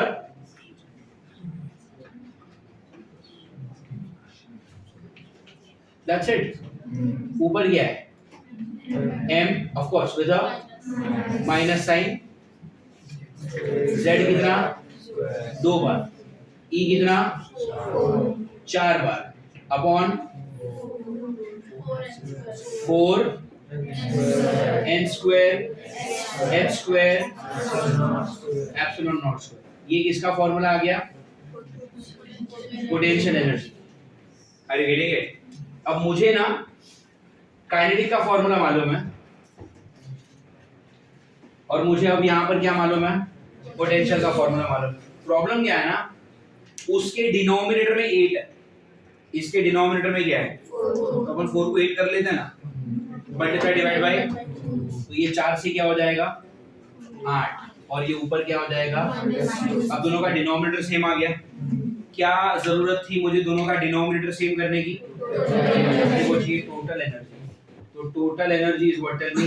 काइनेटिक प्लस पोटेंशियल। जब आप दोनों को ऐड करोगे तो डिनोमिनेटर क्या है? 8n square h square epsilon not square, common उस तरफ m z square e raise to 4 common. तो यहाँ पे तो पूरी चीज कॉमन निकल गई, बचा क्या 1। यहाँ पर पूरी चीज कॉमन निकल गई, बची क्या 1 माइनस 2 माइनस 1, मतलब तो ये टोटल एनर्जी कितना हो गया? Minus m z square e raise to 4 upon 8 times n square h square epsilon not square. Do you understand this? Hello, ये आ रहा है समझ में? ओके।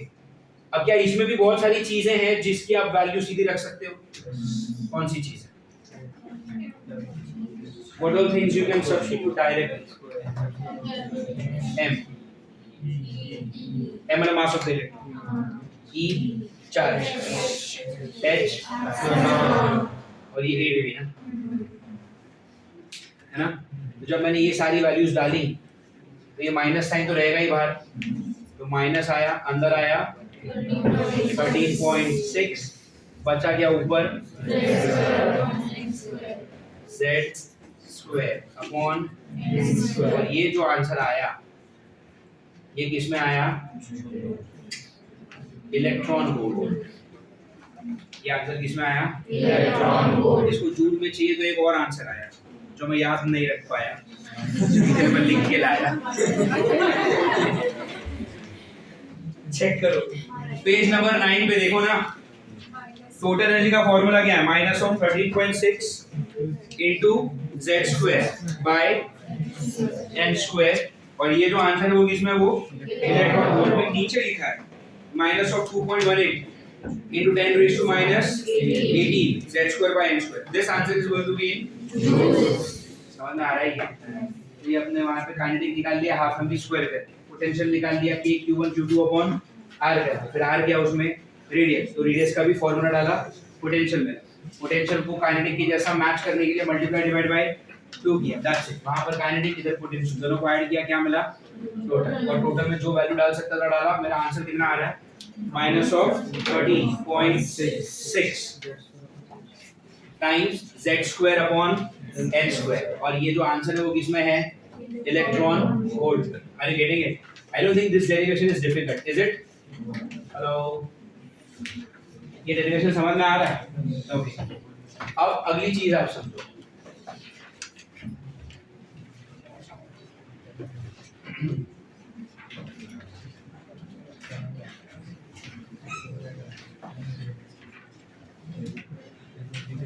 यहाँ पे देखो टोटल एनर्जी का फॉर्मूला कितना आ रहा है? Minus of 13.6 z square by n square, electron volt ना। ओके, वापस हम बात करेंगे किसके लिए? हाइड्रोजन एटम, मतलब z कितना 1। तो अब टोटल एनर्जी का फॉर्मूला क्या हो रहा है? माइनस ऑफ 13, z की जगह पे 1 डाल दो, तो minus of 13.6 by n square eV, correct है? अब जब कभी भी एक इलेक्ट्रॉन फर्स्ट ऑर्बिट में घूम रहा हो तो आप n की वैल्यू क्या डालोगे? तो energy in the first orbit is what? अरे गेटिंग? और जब वो सेकंड ऑर्बिट में घूमेगा तो 2 4 -13.6 upon 4 4 3s are 12 minus of 3.4 e. Are you getting it? Third orbit में कितना? 3 का square 9 minus of 1.51 e. Fourth orbit में 4 16 माइनस ऑफ 0.85 eV. ठीक है? एंड 5 6 7 का मैं लिख के लाया हूँ, बताओ फटाफट. Energy in the fifth orbit is how much? 0.54 eV. ये सब कुछ नेगेटिव. 6 में कितना? 0.37 और इधर 27 और 8 में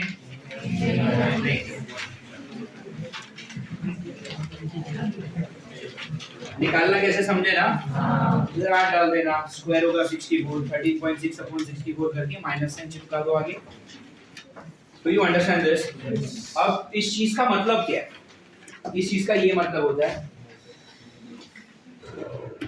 फाइन लुक एट दिस. अब हम ये देखते हैं, what is this? The nucleus. और ये क्या था? फर्स्ट ऑर्बिट का आपके पास रेडियस है 0.53, उसकी स्पीड भी है 2.18 into 10⁶. अब जब इलेक्ट्रॉन इस फर्स्ट ऑर्बिट में घूम रहा है तो उसकी मेरे पास एनर्जी भी कितनी? क्या इलेक्ट्रॉन अपनी मर्जी से अपनी ऑर्बिट बदल सकता है? हाँ. बट क्या उस ऑर्बिट की रेडियस को कम ज्यादा कर सकता है? Radius is fixed. 0.53 मतलब 0.5. उधर से हटना है तो सीधा 2.12 पे जाना पड़ेगा. इन दोनों के बीच में किधर को घूम सकता है? मतलब उसकी ऑर्बिट की रेडियस कैसी है? उस ऑर्बिट में घूमते वक्त उसकी वेलोसिटी कैसी है? और जब वेलोसिटी फिक्स है, रेडियस फिक्स है, उसकी एनर्जी भी कैसी है? क्या वो रेडियस बदलने की कैपेसिटी है? वेलोसिटी बदलने की कैपेसिटी है? मतलब एनर्जी बदलने की भी capacity. If you have an electron और अगर वो हाइड्रोजन के अंदर है और अगर वो फर्स्ट ऑर्बिट में घूम रहा है तो उसके पास कंपल्सरीली जो एनर्जी होगी वो कितनी होगी? -13.6 and you can not change. ये सही है? ओके. अब अगर वो बोलेगा कि मुझे फर्स्ट में नहीं घूमना, मुझे कहां पे घूमना है? सेकंड में. तो क्या अलाउड है? हाँ. और अगर उसको सेकंड में घूमना है तो कैसा? -3.4 eV में ही उसको सेकंड ऑर्बिट पे घूमने मिलेगा. ये सही है? क्या वो अगले पे जा सकता है? थर्ड पे? अरे हाँ है ना. If the electron wants to go in the third orbit, how much of energy it must have? -1.51 eV. समझ में आ रहा है ये? ओके. चौथा भी बना सकता था मैं, ठीक है, बट इतना बस हो.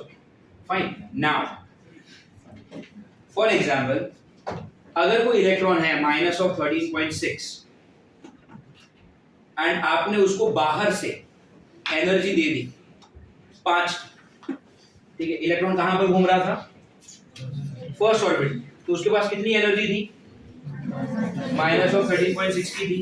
आपने उसको एक्सटर्नली एनर्जी दिया. कितना दिया? 5 eV. तो वो तो प्लस हो जाएगा ना यार. अगर आप उसकी 5 ले लेते तो इधर -5 करता.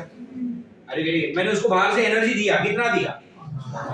क्वेश्चन ये है, अगर उसने 5 की एनर्जी ले ली तुमसे तो उसके पास क्या बचेगा?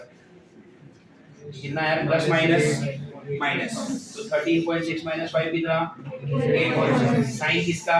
बड़े नंबर का. मतलब यहाँ पर तो उसके पास कितनी एनर्जी थी? -13.6. तुमने उसको बाहर से क्या दिया? 5. अगर उसने 5 ले लिया तो फिर एनर्जी कितनी हो जाएगी? क्या वो ये एनर्जी लेगा? नहीं. क्यों नहीं लेगा? क्योंकि अगर उसने 5 की एनर्जी ले ली तो उसके पास कितनी एनर्जी हो गई? 8.6. -8.6 के साथ क्या उसको यहाँ पर रहने मिलेगा? क्या ये उसको अंदर आने देगा? तो धोबी के कुत्ते बन गए ना फिर. ना घर के ना गाड़ी के. फर्स्ट ऑर्बिट जोश जोश में छोड़ दिया, सेकंड वाला अंदर ले नहीं रहा है. क्या करूँ फिर मैं? अरे अरे ठीक है, तो स्टार्टिंग में क्या बोला था, इलेक्ट्रॉन बोला है नहीं है, बोलो लेगा ही नहीं तुम्हारी 5 की एनर्जी। बोला क्या करूँ मैं, 5 लेकर टोटल एनर्जी कितनी हो जाएगी? क्या 8.6 के साथ आपको फर्स्ट ऑर्बिट में रहने मिलेगा? नहीं। क्या 8.6 के साथ आपको सेकंड ऑर्बिट वाला अपने अंदर आने देगा? नहीं आने देगा। Are you getting it? तो फिर वो ये 5 वाली एनर्जी लेगा ही। Are you getting it? Okay, तो इसका मतलब मैं क्या ऐसे सोच सकता हूँ कि -13.6 है, मैं कितनी एनर्जी लूं जिससे मेरी टोटल कितनी बन जाए? -3.2। हम ये सोच सकते हैं। Are you getting it? तो फिर आपका x कितना हो गया? -3.4 प्लस 13.6, तो x कितना हो गया? आपको देना है तो 10.2 दे दो, तो वो ले लेगा, क्योंकि उसको पता है कि अपने पास फिलहाल कितना है? -13.6। अगर 10.2 ले लिया तो अपन क्या बन जाएंगे? तो -3.4 से पहले से तो निकल जाएंगे, कम से कम दूसरे में जाने के लायक तो बचेंगे। तो वो कितना लेगा? 10.2। तो तुम बोलोगे मेरे पास थोड़ा कम है, 10 ले ले, क्योंकि 10 में क्या हो जाएगा? ये -3.4 नहीं होगा, वो -3.6 होगा, तो नहीं लेगा वो। अरे मैं क्या बोल रहा हूँ, समझ में आ रहा है? तो क्या आप किसी भी इलेक्ट्रॉन को किसी भी अमाउंट की एनर्जी दे सकते हो? The answer is no. वो एक पर्टिकुलर एनर्जी ही लेता है, और वो कितनी एनर्जी लेगा? जितना उन दोनों एनर्जी के बीच में डिफरेंस है। अरे इधर से 10.2 का डिफरेंस है, तो ये है ना, तो यहाँ पे थे 10.2 उसको मिला तो बन गया वो 3.4, तो उतना एनर्जी वो ले लेगा, क्योंकि उसको वहां पे जाने मिलेगा। अरे ये लेंगे, अगर मैं आपसे पूछूं कि कितनी एनर्जी देने से वो थर्ड ऑर्बिट में जाएगा, कैसे सोचोगे आप? अरे बोलो यार, उसके पास कितना है फिलहाल? -13.6। क्या ऐड करने से -1.51 बनेंगे अपन? तो -1.51 और यहाँ पे 13 पीछे कुछ तो आप 0 ऐड कर दो ना, plus minus minus 0 1, how much? 10 and 1 is this is 9, 12.09। सब लोग पूरा ही कर रहे हैं, पीसीबी वालों हो तुम नहीं होगा तुमसे ही। आए बड़े, x is how much? 12 क्या हो आया आंसर? ओरली उनको याद है सारे इसके लिए।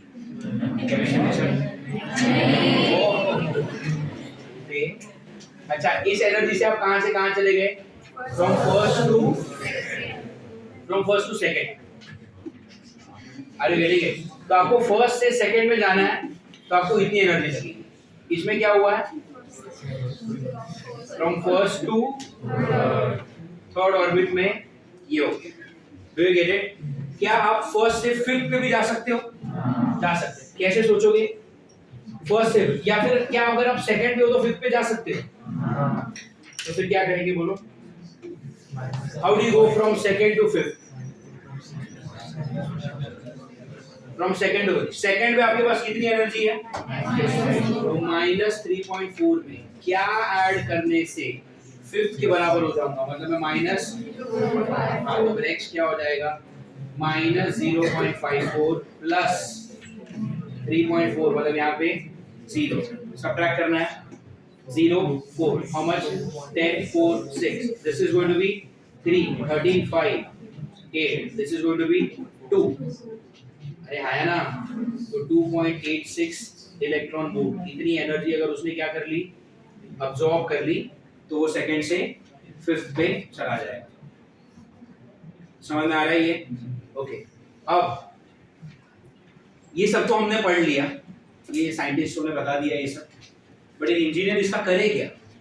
क्या करो? अच्छा है, चलो इसमें एनर्जी देके ऊपर चला है, नाइस। क्या ये तो वही बात हो गई ना, मिस्टर फैराडे ने बता दिया कि अगर फ्लक्स बदला तो ईएमएफ बनेगा। बहुत अच्छी बात, बदलने दो, ईएमएफ बन रहा है, सर्किट को क्लोज कर दो, करंट बहेगा, वेरी नाइस। What now? अब जब तक किसी ने जनरेटर बनाया नहीं, जब तक बिजली बनी नहीं, तब तक उस लॉ का मैं करूं क्या? तो ये सब हमने सीख लिया कि हाँ भाई एक इलेक्ट्रॉन है -13.6 है, अगर आप उसको 10.2 दे दोगे तो 3.4 पे चला जाएगा। अब अगर ये मेरे यूज का नहीं है तो मैं क्यों दूं 10.2? क्या करूं इसको 10.2 देके? वो इधर से 2 नंबर पे चला गया, अच्छी बात है, इसमें मेरा क्या फायदा? आप समझ रहे हो? तो फिर इंजीनियर्स ने सोचा होगा कि इस कॉन्सेप्ट को यूज कहां पे करें, तो फिर उन्होंने यूज किया। उन्होंने बोला कि काम कर, अगर कोई इलेक्ट्रॉन -13.6 पे घूम रहा है, हमने उसको 10.2 दे दिया, तो वो ऑब्जॉर्ब 10.2 ऑब्जॉर्ब करेगा, 9.5 करेगा, 10.5, 10, 10.1, मतलब वो एकदम प्रिसाइज एनर्जी लेके इधर उधर जा रहा है ना। तो अगर मैं कोई ऐसा मशीन बना दूं जो इसको बिल्कुल उतनी ही एनर्जी दे जितने से ये कहीं से कहीं जा सकता है, तो ये ट्रांजिशन करेगा, ठीक है। अब जब वो ट्रांजिशन हो जाएगा, मान लो मैंने एक इलेक्ट्रॉन को जो कि सेकेंड ऑर्बिट में था, कहां पर था? और मैंने उसको एनर्जी दे दी कितनी? 2.86, तो लेगा और लेके किधर चला जाएगा? तो सेकंड से उड़ के चला गया फिफ्थ पे। अरे हाँ ना, जंप करेगा फिफ्थ पे। तो 2 to 5 अगर उसने जंप किया, जैसे ही वो हायर ऑर्बिट में जाएगा, हायर ऑर्बिट पे स्टेबिलिटी कम होती है। अरे यार, जैसे जैसे आप हायर ऑर्बिट पे जाते हो स्टेबिलिटी कैसी होती है? स्टेबिलिटी कम, मतलब वो इलेक्ट्रॉन वहां पे स्टेबल नहीं है ना, तो वो क्या करेगा? स्टेबिलिटी अचीव करने के लिए वापस वो वहीं पर आना चाहेगा जहां से वो उड़ा है। अरे बेटे, तो आपने तो उसको 2.86 दे दिया, वो चला गया 2 से 5 पे। 5 पे जाते ही उसको क्या रियलाइज हुआ? इधर स्टेबिलिटी, अब उसको स्टेबिलिटी चाहिए, तो स्टेबिलिटी के लिए वो क्या करेगा? वापस 5 से 2 पर आएगा। कैसे आएगा? वही 2.86 जो आपने उसको दिया, वही उसको फेंकना पड़ेगा। Are you getting it? Similarly जब वो फर्स्ट से सेकंड पे गया, कैसे गया? 10.2 अब्सॉर्ब करके वो चला गया ऊपर। फिर ऊपर जाते ही उसको क्या रियलाइज हो रहा है कि भाई यहाँ पे स्टेबिलिटी नहीं है। स्टेबिलिटी नहीं है तो फिर वो क्या करेगा? वही 10.2 को वो रिलीज करके, आर यू गेटिंग इट? तो मान लो पहले वो क्या हुआ, फर्स्ट ऑर्बिट से सेकंड ऑर्बिट पे गया, इसको हम क्या बोलते हैं? एक्साइट होके गया। कैसे एक्साइट हुआ? एक्साइट, और 10.2 EV उसने क्या किया? एब्जॉर्ब करके वो नीचे से ऊपर चला गया। ऊपर जाते ही उसको क्या रियलाइज हुआ? इधर स्टेबिलिटी, तो अब उसको क्या करना है? वापस आना है। तो अब वो वापस ऊपर से नीचे आना है। इसको हम क्या बोलते हैं? डी एक्साइटेशन स्टेट या ऐसा कुछ। अरे हाँ है ना। तो डी एक्साइट होते ही वो क्या हो रहा है? फिर वही 10.2 EV को वो क्या कर देगा? रिलीज कर देगा। Are you getting it? अरे जितना लेकर तुम नीचे से ऊपर चले गए, उतना ही ऊपर से नीचे आते वक्त रिलीज कर दो। अब अगर आप वो चीज को रिलीज कर रहे हो, तो what are you actually releasing? आपने अब्सॉर्ब क्या किया था? एनर्जी। तो आप रिलीज क्या करोगे? तो आपको अब एनर्जी रिलीज करनी पड़ेगी। अब ये जो एनर्जी है, एनर्जी के बहुत सारे प्रकार होते हैं। एक हो गया साउंड एनर्जी। क्या ये साउंड एनर्जी रिलीज करेगा? ऊपर से नीचे आ रहा आवाज करेगा। ऐसा हो रहा है क्या? साउंड एनर्जी नहीं है। अरे यार, अरे ठीक है। फिर वो क्या हो सकता है? अगर वो 2 नंबर से 1 नंबर पे आया, can it be potential energy? कि मैं ऊपर से नीचे आ रहा हूँ, पूरा एटम जमीन से उठ जाएगा। पहली बार तो वो पढ़ रही है। Are you understanding all this thing? This is the first time ever Rutuja has paid attention to the board for more than 30 minutes. है ना? आ रहा है ना? मजा आ रहा है ना? यही बोल रहा था पिछले 1.5 साल से। पढ़ो, समझ में आता है, मजा आ रहा है। सुना नहीं कभी, चलो कोई बात नहीं। तो ऊपर से नीचे आ रहा है, तो वो क्या कर रहा है? वो एनर्जी रिलीज कर रहा है। अब ये एनर्जी का प्रकार क्या है? क्या ये काइनेटिक एनर्जी है? काइनेटिक होगा मतलब क्या? पूरा आइटम दौड़ने लगी, वेलोसिटी आ गई उसके पास। This can not be kinetic, this can not be potential, this can not be sound. Are you getting it? तो ये कौन से टाइप की एनर्जी है? ये जो एनर्जी रिलीज हो रही है ना, ये है electromagnetic energy. Are you getting it? What energy is this? Electromagnetic. इसे कहते हैं electromagnetic wave. Are you getting it? तो ये क्या रिलीज करके जाएगा? Electromagnetic wave. Are you getting it? Now you understand the beauty of this thing. and how we as an engineer use all this thing. कितने type के electromagnetic waves होते हैं? 7. ने किया ये 11th स्टैंडर्ड में. रेडियो वेव, माइक्रोवेव, इंफ्रारेड, विप्योर, ultraviolet, X rays. कितने टाइप हो गए ये? 1 2 3 4 5 6 और 7. ये सातों सात क्या है? इलेक्ट्रोमैग्नेटिक. ये भी इलेक्ट्रोमैग्नेटिक है. ये सातों सात क्या है? जब आप रिमोट से एसी को चालू बंद करते हो तो रिमोट से भी एक वेव निकलती है. वो कौन सी है? इंफ्रारेड. जब ये एलईडी बल्ब चालू कर रहा हूं वहां से भी एक वेव निकल रही है. Are you getting it? वो क्या है? विप्योर.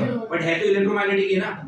जब आप हॉस्पिटल में जा रहे हो और आपकी हड्डी वगैरह पे चेकिंग हो रही है कि कहीं पे कोई क्रैक वगैरह है कि नहीं, एक्सरे. बट सब कुछ क्या है? अरे गेटिंग इट? तो एक्सरे भी क्या है? इलेक्ट्रोमैग्नेटिक. उसका यूज अलग है. वो आ गया कि भाई आप हड्डी वगैरह चेक कर लो कहीं फ्रैक्चर वैक्चर तो नहीं है. अरे गेटिंग इट? आपको रिमोट से एसी कम ज्यादा करना है, चालू बंद करना है, तो उसके लिए एक्सरे रिलीज करने की जरूरत नहीं है. X ray is harmful. तो मैं यहाँ से उधर से अगर टीवी या फिर रिमोट चालू बंद करूंगा एसी को तो एक्सरे आप लोगों को डैमेज कर सकता है. What will I use? Infrared. But है क्या? Electromagnetic. Are you getting it? आप ये वो शर्ट देख रहे हो ब्लू कलर का, what is this? Electromagnetic wave. कैसे? ये व्हाइट कलर है, व्हाइट कलर इस पे गिरा, 7 कलर से बनता है व्हाइट कलर. ब्लू छोड़ के बाकी सब इसने क्या कर लिया? खाली ब्लू क्या कर रहा है? वो रिफ्लेक्ट. वो रिफ्लेक्ट होकर तुम्हारी आंखों में गया और तुम्हारे आंखों के जो भी सेंसेशन थे, टिश्यूज, तुम्हारा दिमाग वगैरह सब ने मिलके क्या डिसाइड किया? Which colour is this? But ये ब्लू कलर भी क्या है? Electromagnetic wave. Are you getting it? आप फोन पे किसी से बात कर रहे हो, आपके फोन से क्या निकल रहा है? Radio wave. What is that? Electromagnetic wave. समझ में आ रहा है? डॉक्टर्स जो इंस्ट्रूमेंट्स को स्टेरिलाइज करते हैं, खास करके डेंटिस्ट,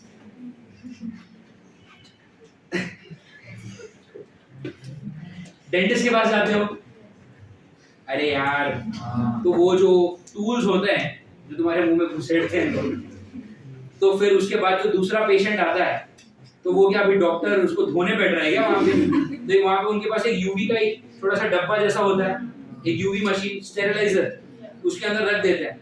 उसके अंदर भी क्या उसके ऊपर हीट हो रहा है? एक यूवी रेज ही होता है. What is that? Electromagnetic. Are you getting it? समझ में आ रहा है?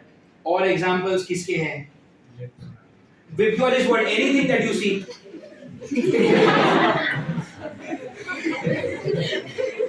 जो भी रंग आपको दिखाई देते हैं, पीला कलर, हरा कलर, नीला कलर, जितने भी रंग आप देख पाते हो, जितने भी कलर्स आप देख पाते हो, क्या है वो? Electromagnetic. Are you getting it? हाँ, मुझे दिखाई देता है सिर्फ इतना. Are you getting it? इसलिए हमने इसको बोला क्या? This is visible electromagnetic wave. But बाकी सारे भी क्या हैं? Electromagnetic wave. और हर वेव के पास क्या होगी? एनर्जी होगी. तो इस सातों टाइप के जो वेव्स हैं वो क्या है? Electromagnetic wave. जब ये इलेक्ट्रॉन ऊपर से नीचे आ रहा है तो वो क्या करेगा? एनर्जी को, किस टाइप की एनर्जी है ये? इलेक्ट्रोमैग्नेटिक वेव या फिर इलेक्ट्रोमैग्नेटिक. और इलेक्ट्रोमैग्नेटिक एनर्जी तो किसी भी प्रकार की हो सकती है, मतलब इन सातों में से कोई एक वेव बाहर आ रही है. Are you getting it? अब अगर वो वेव बाहर आई और अगर उस वेव, अच्छा वेव है तो वेवलेंथ भी होगी. अगर वेवलेंथ विप्योर की निकली तो आपको एक कलर दिखेगा. तो आपने इसको यूज करके बना लिया एलईडी बल्ब. अरे यार, अगर वो वेवलेंथ एक्सरे निकली तो आपने उसको एक्सरे मशीन में यूज कर दिया. अगर वो वेवलेंथ यूवी की निकली तो आपने उसको स्टेरिलाइज करने के लिए यूज कर लिया. अगर वो वेव इंफ्रारेड की निकली तो आपने उसको रिमोट में यूज कर लिया, टीवी, एसी, प्रोजेक्टर सब चलाने के लिए. Are you getting it? तो किसी भी टाइप की वो वेव निकल सकती है. कौन सी वेव आपको चाहिए, उसके लिए कौन सा एटम यूज करोगे, उसके लिए कैलकुलेशंस करने पड़ेंगे. Are you getting it? कैसा कैलकुलेशन? आप जब सेकंड से फर्स्ट पे आए, ठीक है, जब आप सेकंड से फर्स्ट पे आए तो आपने कितनी एनर्जी रिलीज करी? उन दोनों के बीच में जो डिफरेंस था, सेकंड पे कितनी एनर्जी है?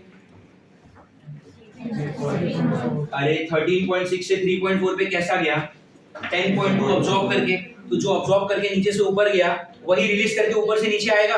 तो how much of energy is release, दोनों की एनर्जी में जो डिफरेंस है, तो मैं क्या बोलता हूँ, एनर्जी रिलीज को मैं क्या लिखता हूँ, energy of higher orbit, are you getting it, minus energy of what, lower orbit. Do you understand this? Energy of what, higher orbit minus energy of lower orbit, ये ठीक है। अब हायर ऑर्बिट को हमने नाम दे दिया है En2 और लोअर ऑर्बिट को मैंने क्या नाम दिया है, En1। मतलब फर्स्ट ऑर्बिट सेकंड ऑर्बिट ऐसे याद मत रखो, जो हायर है उसका नाम क्या है, N2, और जो लोअर है वो क्या है, या फिर एक काम करते हैं, N नाम दे देता हूं मैं हायर ऑर्बिट के लिए, P नाम दे देता हूं मैं lower orbit. What is N, what is P, lower orbit. ये समझ में आ रहा है? ओके। अब एनर्जी का ये जो फॉर्मूला है, दिस इज द, ये वैल्यू वाली चीज है। टोटल एनर्जी का एक्चुअल फॉर्मूला क्या था बताओ जरा, minus M Z square E raise to 4 upon 8 H square N square epsilon not square. Check करो यही है, ये याद रखिए, इसलिए इतना कॉन्फिडेंस से लिखा है मैंने। एनर्जी ऑफ nth ऑर्बिट क्या है बोलो वहां से, minus M Z square E raise to 4 upon 8 H square N square epsilon not square. फिर ये माइनस आएगा फॉर्मूला से। फिर what is energy of pth orbit, एक और बार आप क्या लिखोगे, minus M Z square E raise to 4 upon 8 H square N square epsilon not square. बोलो हाँ या ना? अच्छा, ये माइनस और ये माइनस प्लस, आप क्या कॉमन ले सकते हो, m z square e raise to 4 upon 8 h square n square epsilon not square. यहाँ पे क्या बचा, -1। अच्छा, n स्क्वायर कैसे कॉमन आएगा, n दोनों तरफ नहीं है ना, अरे इधर p आएगा, अरे हाँ है ना, ओके। और यहाँ पर क्या आएगा, -1 अपॉन n स्क्वायर, ये माइनस माइनस प्लस, और उधर क्या आएगा 1 upon p square. Do you get it? इसको घुमाएंगे हम, तो ये क्या होगा, m z square e raise to 4 8 h square epsilon not square 1 by p square 1 by n square. Do you get it? और ये हो गया आपका राइट हैंड साइड, वो इजी है। लेफ्ट साइड पे देखते हैं, लेफ्ट साइड पे क्या है, एनर्जी रिलीज। इस एनर्जी को मैं हाफ mv स्क्वायर लिख सकता हूं? नहीं, क्योंकि एनर्जी का टाइप काइनेटिक है क्या, तो आप हाफ mv स्क्वायर कैसे लिख सकते हैं? क्या इस एनर्जी का टाइप ग्रेविटेशनल पोटेंशियल है, तो आप mgh भी नहीं लिख सकते। क्या ये एनर्जी स्प्रिंग की है, तो आप हाफ की x स्क्वायर नहीं लिख सकते। ये कौन सी एनर्जी है, ये इलेक्ट्रोमैग्नेटिक एनर्जी है। Are you getting it? और इलेक्ट्रोमैग्नेटिक वेव्स की एनर्जी का फॉर्मूला होता है E is equal to h nu या फिर hc by, are you getting it? जैसे अगर ये मैं ऐसा बोलता कि ये जो एनर्जी रिलीज हुई है वो रिलीज हुई है in the form of kinetic energy, तो आप क्या लिखते, बट ये काइनेटिक नहीं है ना, तो आप mv स्क्वायर नहीं चलेगा। अगर ये ग्रेविटेशनल पोटेंशियल होता तो mgh, अगर ये स्प्रिंग की एनर्जी होती तो हाफ की h, बट ये कौन सी एनर्जी है, इलेक्ट्रोमैग्नेटिक एनर्जी। इलेक्ट्रोमैग्नेटिक एनर्जी का फॉर्मूला होता है hc by lambda. Are you getting it? तो फिर यहाँ पर लेफ्ट हैंड साइड पे क्या आएगा अपने पास, बोलो यार, hc by lambda. Do you get it? So what is 1 by lambda equal to, ये h और c उधर चले जाएंगे, so on the right hand side what do you have, m z square e raised to 4 8 h cube c epsilon naught square 1 by p square minus 1 by n square। ये हो जाएगा आपका formula for lambda. Are you getting it? पक्का? अच्छा, अगला बात, यहाँ पर अगर आप देखोगे मास ऑफ एन इलेक्ट्रॉन है constant, charge of an electron 8 is just a number, h is just a number, c and epsilon naught are also what, tell me? तो अगर ये इतने सारे कांस्टेंट है तो इसको एक नया कांस्टेंट डाल दूं, m e raised to 4 upon 8 h cube c epsilon not square, ये एक बन गया कांस्टेंट। इस कांस्टेंट को हम क्या नाम देंगे? r, where r is what? Rydberg's constant. Are you getting it? और अगर मैंने इन सारी जगह पे r रिप्लेस कर दिया तो 1 बाय लैम्बडा क्या हो गया बोलो? r z square 1 by p square minus 1 by n square. ये बनेगा आपका फॉर्मूला वेवलेंथ के लिए। Are you getting it? r का कोई ना कोई फॉर्मूला होगा, अरे आई मीन r का कोई एक वैल्यू होगा। देखो मैंने वहां पे लिखा है, मुझे याद नहीं है। r is how much? r is equal to what? 1 point into 10 raised to, ये हो गया आपका r का formula. Are you getting it? अब एज एन इंजीनियर आपको क्या करना है? अगर आपको एक्सरे मशीन चाहिए, ठीक है, तो आप एक्सरे मशीन की वेवलेंथ पता कर लो। वो जितनी वेवलेंथ है वो आप इधर डाल दो, तो आपको लैम्बडा पता है, आपको r का वैल्यू पता है। अरे बेटे, मान लो आपने एक मेटल लेके देखा, तो उस मेटल का आपके पास z होगा। अब आप अलग अलग ट्रायल एंड एरर करो कि कौन से p वैल्यू पे और कौन से n की वैल्यू पे मुझे लैम्बडा मिलता है। अरे यार समझ में आ रहा है? मुझे एक एलईडी बल्ब बनाना है। एक एलईडी बल्ब बनाना है मतलब मुझे, मान लो मुझे ग्रीन कलर का बल्ब बनाना है, एक ऐसा बल्ब जिसको जब मैं ऑन करूं तो जो लाइट आए वो ग्रीन कलर की है। अरे ग्रीन कलर दिखता है कि नहीं दिखता है? दिखता है। एंड अगर वो दिखता है तो उसकी वेवलेंथ कैसी होगी? विजिबल। विजिबल क्या होता है?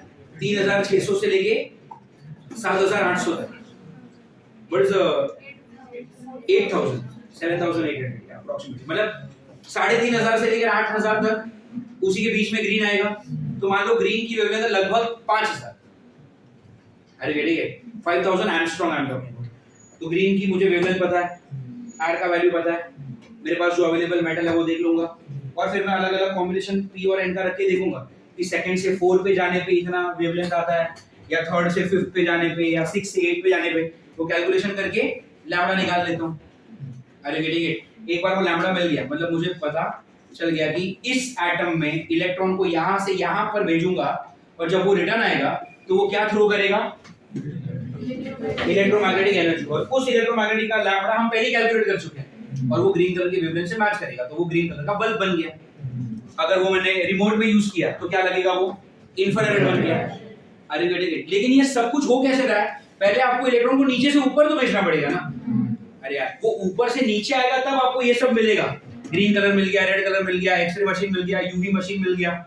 अरे लेकिन ये सब हो कब रहा है? जब पहले नीचे से ऊपर जाएगा। अब नीचे से ऊपर कैसे जाएगा? वो आपको एनर्जी देनी पड़ेगी। तो मैं दे रहा हूं ना, बल्ब है तो स्विच ऑन कर रहा हूं तभी तो उसको एनर्जी मिल रही है। रिमोट है तो अंदर सेल तो है, तभी तो एनर्जी मिल रही है, तो उसको एनर्जी मिल रही है।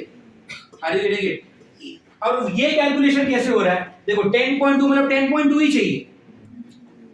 10.5 दिया तो लेगा क्या? तो डायरेक्ट बल्ब थोड़ी है, बल्ब के अंदर और भी तो इंस्ट्रूमेंट्स हैं। कभी खुला हुआ बल्ब देखा? अंदर सर्किट्स होते हैं छोटे छोटे एलईडी मशीन के। तो वो जो सर्किट है, उस सर्किट का यही काम है कि भाई 10.2 मतलब 10.2 ही देना, नहीं ज्यादा नहीं कम।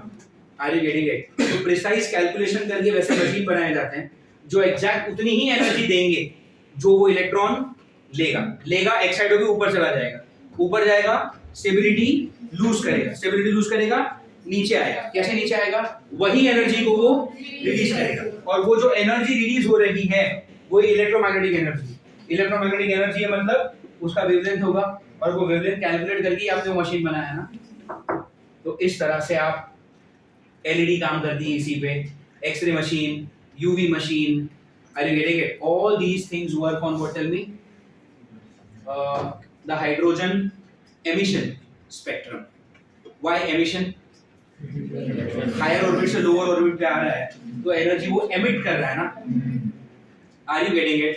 क्या वो कोई भी नंबर की एनर्जी को emit कर सकता है? नहीं। वो सिर्फ वही emit करेगा जो वो absorb कर सकता है। 10.2 लेके नीचे से ऊपर ही है ना, तो बाहर भी क्या निकालेगा? क्या वो कुछ भी अब्सॉर्ब कर सकता है? नहीं। वो सिर्फ वही अब्सॉर्ब करेगा जो जिसको ऑब्जॉर्व करने से उसे एक पर्टिकुलर लेवल पे ऑर्बिट में एंट्री मिलेगी। Do you understand this? पक्का? ओके। 11th स्टैंडर्ड में हमने पढ़ा था वेन्स डिस्प्लेसमेंट लॉ। मैंने आपको बताया था कि कोई भी ऑब्जेक्ट को जब आप गर्म करते हो तो अपना कलर चेंज करता है। अब समझ में आ रहा है कैसे कर रहा होगा? आपने एक रॉड लिया, उसको गर्म किया तो उसको एनर्जी मिलेगी। एनर्जी मिलेगी मतलब इलेक्ट्रॉन उस एनर्जी को लेके नीचे से ऊपर चला जाएगा। अरे यार, ऊपर जाएगा, जैसे ही ऊपर जाएगा उसको क्या रियलाइज होगा कि यहाँ पे स्टेबिलिटी नहीं है, तो फिर वो ऊपर से नीचे आ रहा है। ऊपर से नीचे आएगा तो वही एनर्जी को क्या करेगा? रिलीज करेगा इन द फॉर्म ऑफ, और उस इलेक्ट्रोमैग्नेटिक वेव की आप लैम्डा निकाल सकते हो। मोस्ट ऑफ द टाइम जब आप वो लैम्डा निकालोगे तो रेड कलर की वेवलेंथ के साथ मैच करेगा। इसीलिए किसी भी मेटल को गर्म करने पे तुरंत उसका कलर लाल हो जाता है। अरे यार, समझ में आ रहा है? तो लेकिन वो लाल कलर कैसे हुआ? गर्म होने के बाद। गर्म होने के बाद मतलब आपने गैस पे, बर्नर पे आग जला के उसको रखा ना, मतलब पहले एनर्जी आपने दी, इलेक्ट्रॉन एनर्जी ली, एक्साइड होके ऊपर चला गया, ऊपर गया, स्टेबिलिटी नहीं थी, वापस नीचे आया। नीचे आने के लिए वही एनर्जी उसको रिलीज करनी पड़ेगी। ये रिलीज हुई एनर्जी किस टाइप की है? और इलेक्ट्रोमैग्नेटिक अगर है तो आपको क्या चेक करना पड़ेगा? लैम्डा कैसे चेक करेंगे? यहाँ से, और वो लैम्डा रेड से मैच होगा तो वो जो मेटल है वो गर्म होकर रेड कलर की दिखेगी। थोड़ा और गर्म किया तो ऑरेंज, थोड़ा और गर्म किया तो येलो, बहुत ही ज्यादा गर्म किया ब्लू कलर में दिखेगी। अलग अलग कलर दिख रहा है, वो डिपेंड करता है आपने कितनी एनर्जी दी। तुम जितना ज्यादा एनर्जी दोगे इलेक्ट्रॉन उतना नीचे से उतना ऊपर जाएगा, जितना ऊपर जाएगा उतना ज्यादा डिफरेंस होगा। अरे यार, जितना ज्यादा डिफरेंस उतनी ज्यादा एनर्जी रिलीज करेगा, और जितनी ज्यादा एनर्जी रिलीज लैम्डा उतना छोटा, इसीलिए कलर जाएगा ब्लू के पास। अरे यार, ब्लू वाले का लैम्डा छोटा होता है ना रेड वाले से। Do you understand this? थोड़ा सा ही गर्म किया मतलब थोड़ी एनर्जी दी मतलब नीचे से थोड़ा ही ऊपर जाएगा, तो कूदते वक्त थोड़ी एनर्जी बाहर निकालेगा, थोड़ी ही एनर्जी, मतलब एनर्जी रिलीज इज लेस मतलब लैम्डा मोर, मतलब कलर रेड के आसपास होगा। Are you getting it? अगर मान लो उतनी भी एनर्जी नहीं दे पा रही कि रेड कलर निकले, उससे भी कम है, तो रेड के उस तरफ क्या है? इंफ्रारेड, सेल वेल में चल जाता है। अरे रिमोट में कौन सी ज्यादा एनर्जी चाहिए? टीवी को वॉल्यूम तो कम ज्यादा करना है खाली। अरे बेटे, थोड़ी सी एनर्जी दो, थोड़ा सा ही ऊपर भेजो, थोड़ा सा ही ऊपर जाएगा, नीचे आएगा, थोड़ी एनर्जी रिलीज करेगा। क्या नींद आ रही है श्रीनंद को? जा बैग ले और बाहर चला जा फटाफट। Do you understand this? तो इस टाइप से आप सारे, तू क्या हाँ बोल रहा है? क्या समझ में आ रहा है तेरे को? सो आंखें लाल हो गई है तेरी। इतना भी बोरिंग लेक्चर नहीं है यार, मजा आ रहा है कि नहीं? खुद इसको देखो। First time ever in past 1.5 years she has paid attention. You liked the circles that I made. What was missing? The green color में आप लोगों को समझा? So this is called as what? Emission spectrum. और absorption spectrum भी almost same ही, वो मैं आपको next time बता दूंगा। बट क्या आपको ये समझ में आया? पक्का? If you look at page number 11, वो यही सब तो है। हाँ, मैंने खाली वहाँ पे जो डेरिवेशन किया है ना, वो 13.6 को लेकर किया है। I would recommend if you all can what you do, सुनो, वो जो पेज नंबर 4 पे मैंने आपको बोला था 2 हाफ में डिवाइड करना, सेकंड हाफ में ना ये बना दो, ठीक है? और उसके बाजू में ये लिख दो, फर्स्ट से सेकंड पे ऐसे, फर्स्ट से थर्ड पे ऐसे। Are you getting it? And do we have more pages? Page number 10 पे भी ना 2 हिस्से बना दो, फर्स्ट हाफ खाली छोड़ दो, सेकंड हाफ पे ये वाला लिख दो। Did you understand this? Yes. पक्का? अब इसमें से काफी हिस्सा तो आप केमिस्ट्री में पढ़ चुके हो, या फिर शायद सब कुछ ही पढ़ चुके हो, almost सब कुछ। But that's what I said. When you were in 11th standard, probably the maturity of the mind is relatively lesser. अरे बेटे, पढ़ाया गया सेम, बट उस वक्त की अंडरस्टैंडिंग और आज की अंडरस्टैंडिंग में देयर इज अ डिफरेंस। ऐसा खाली मुझे ही लग रहा है कि तुमको भी लग रहा है? फाइन, चलो ठीक है।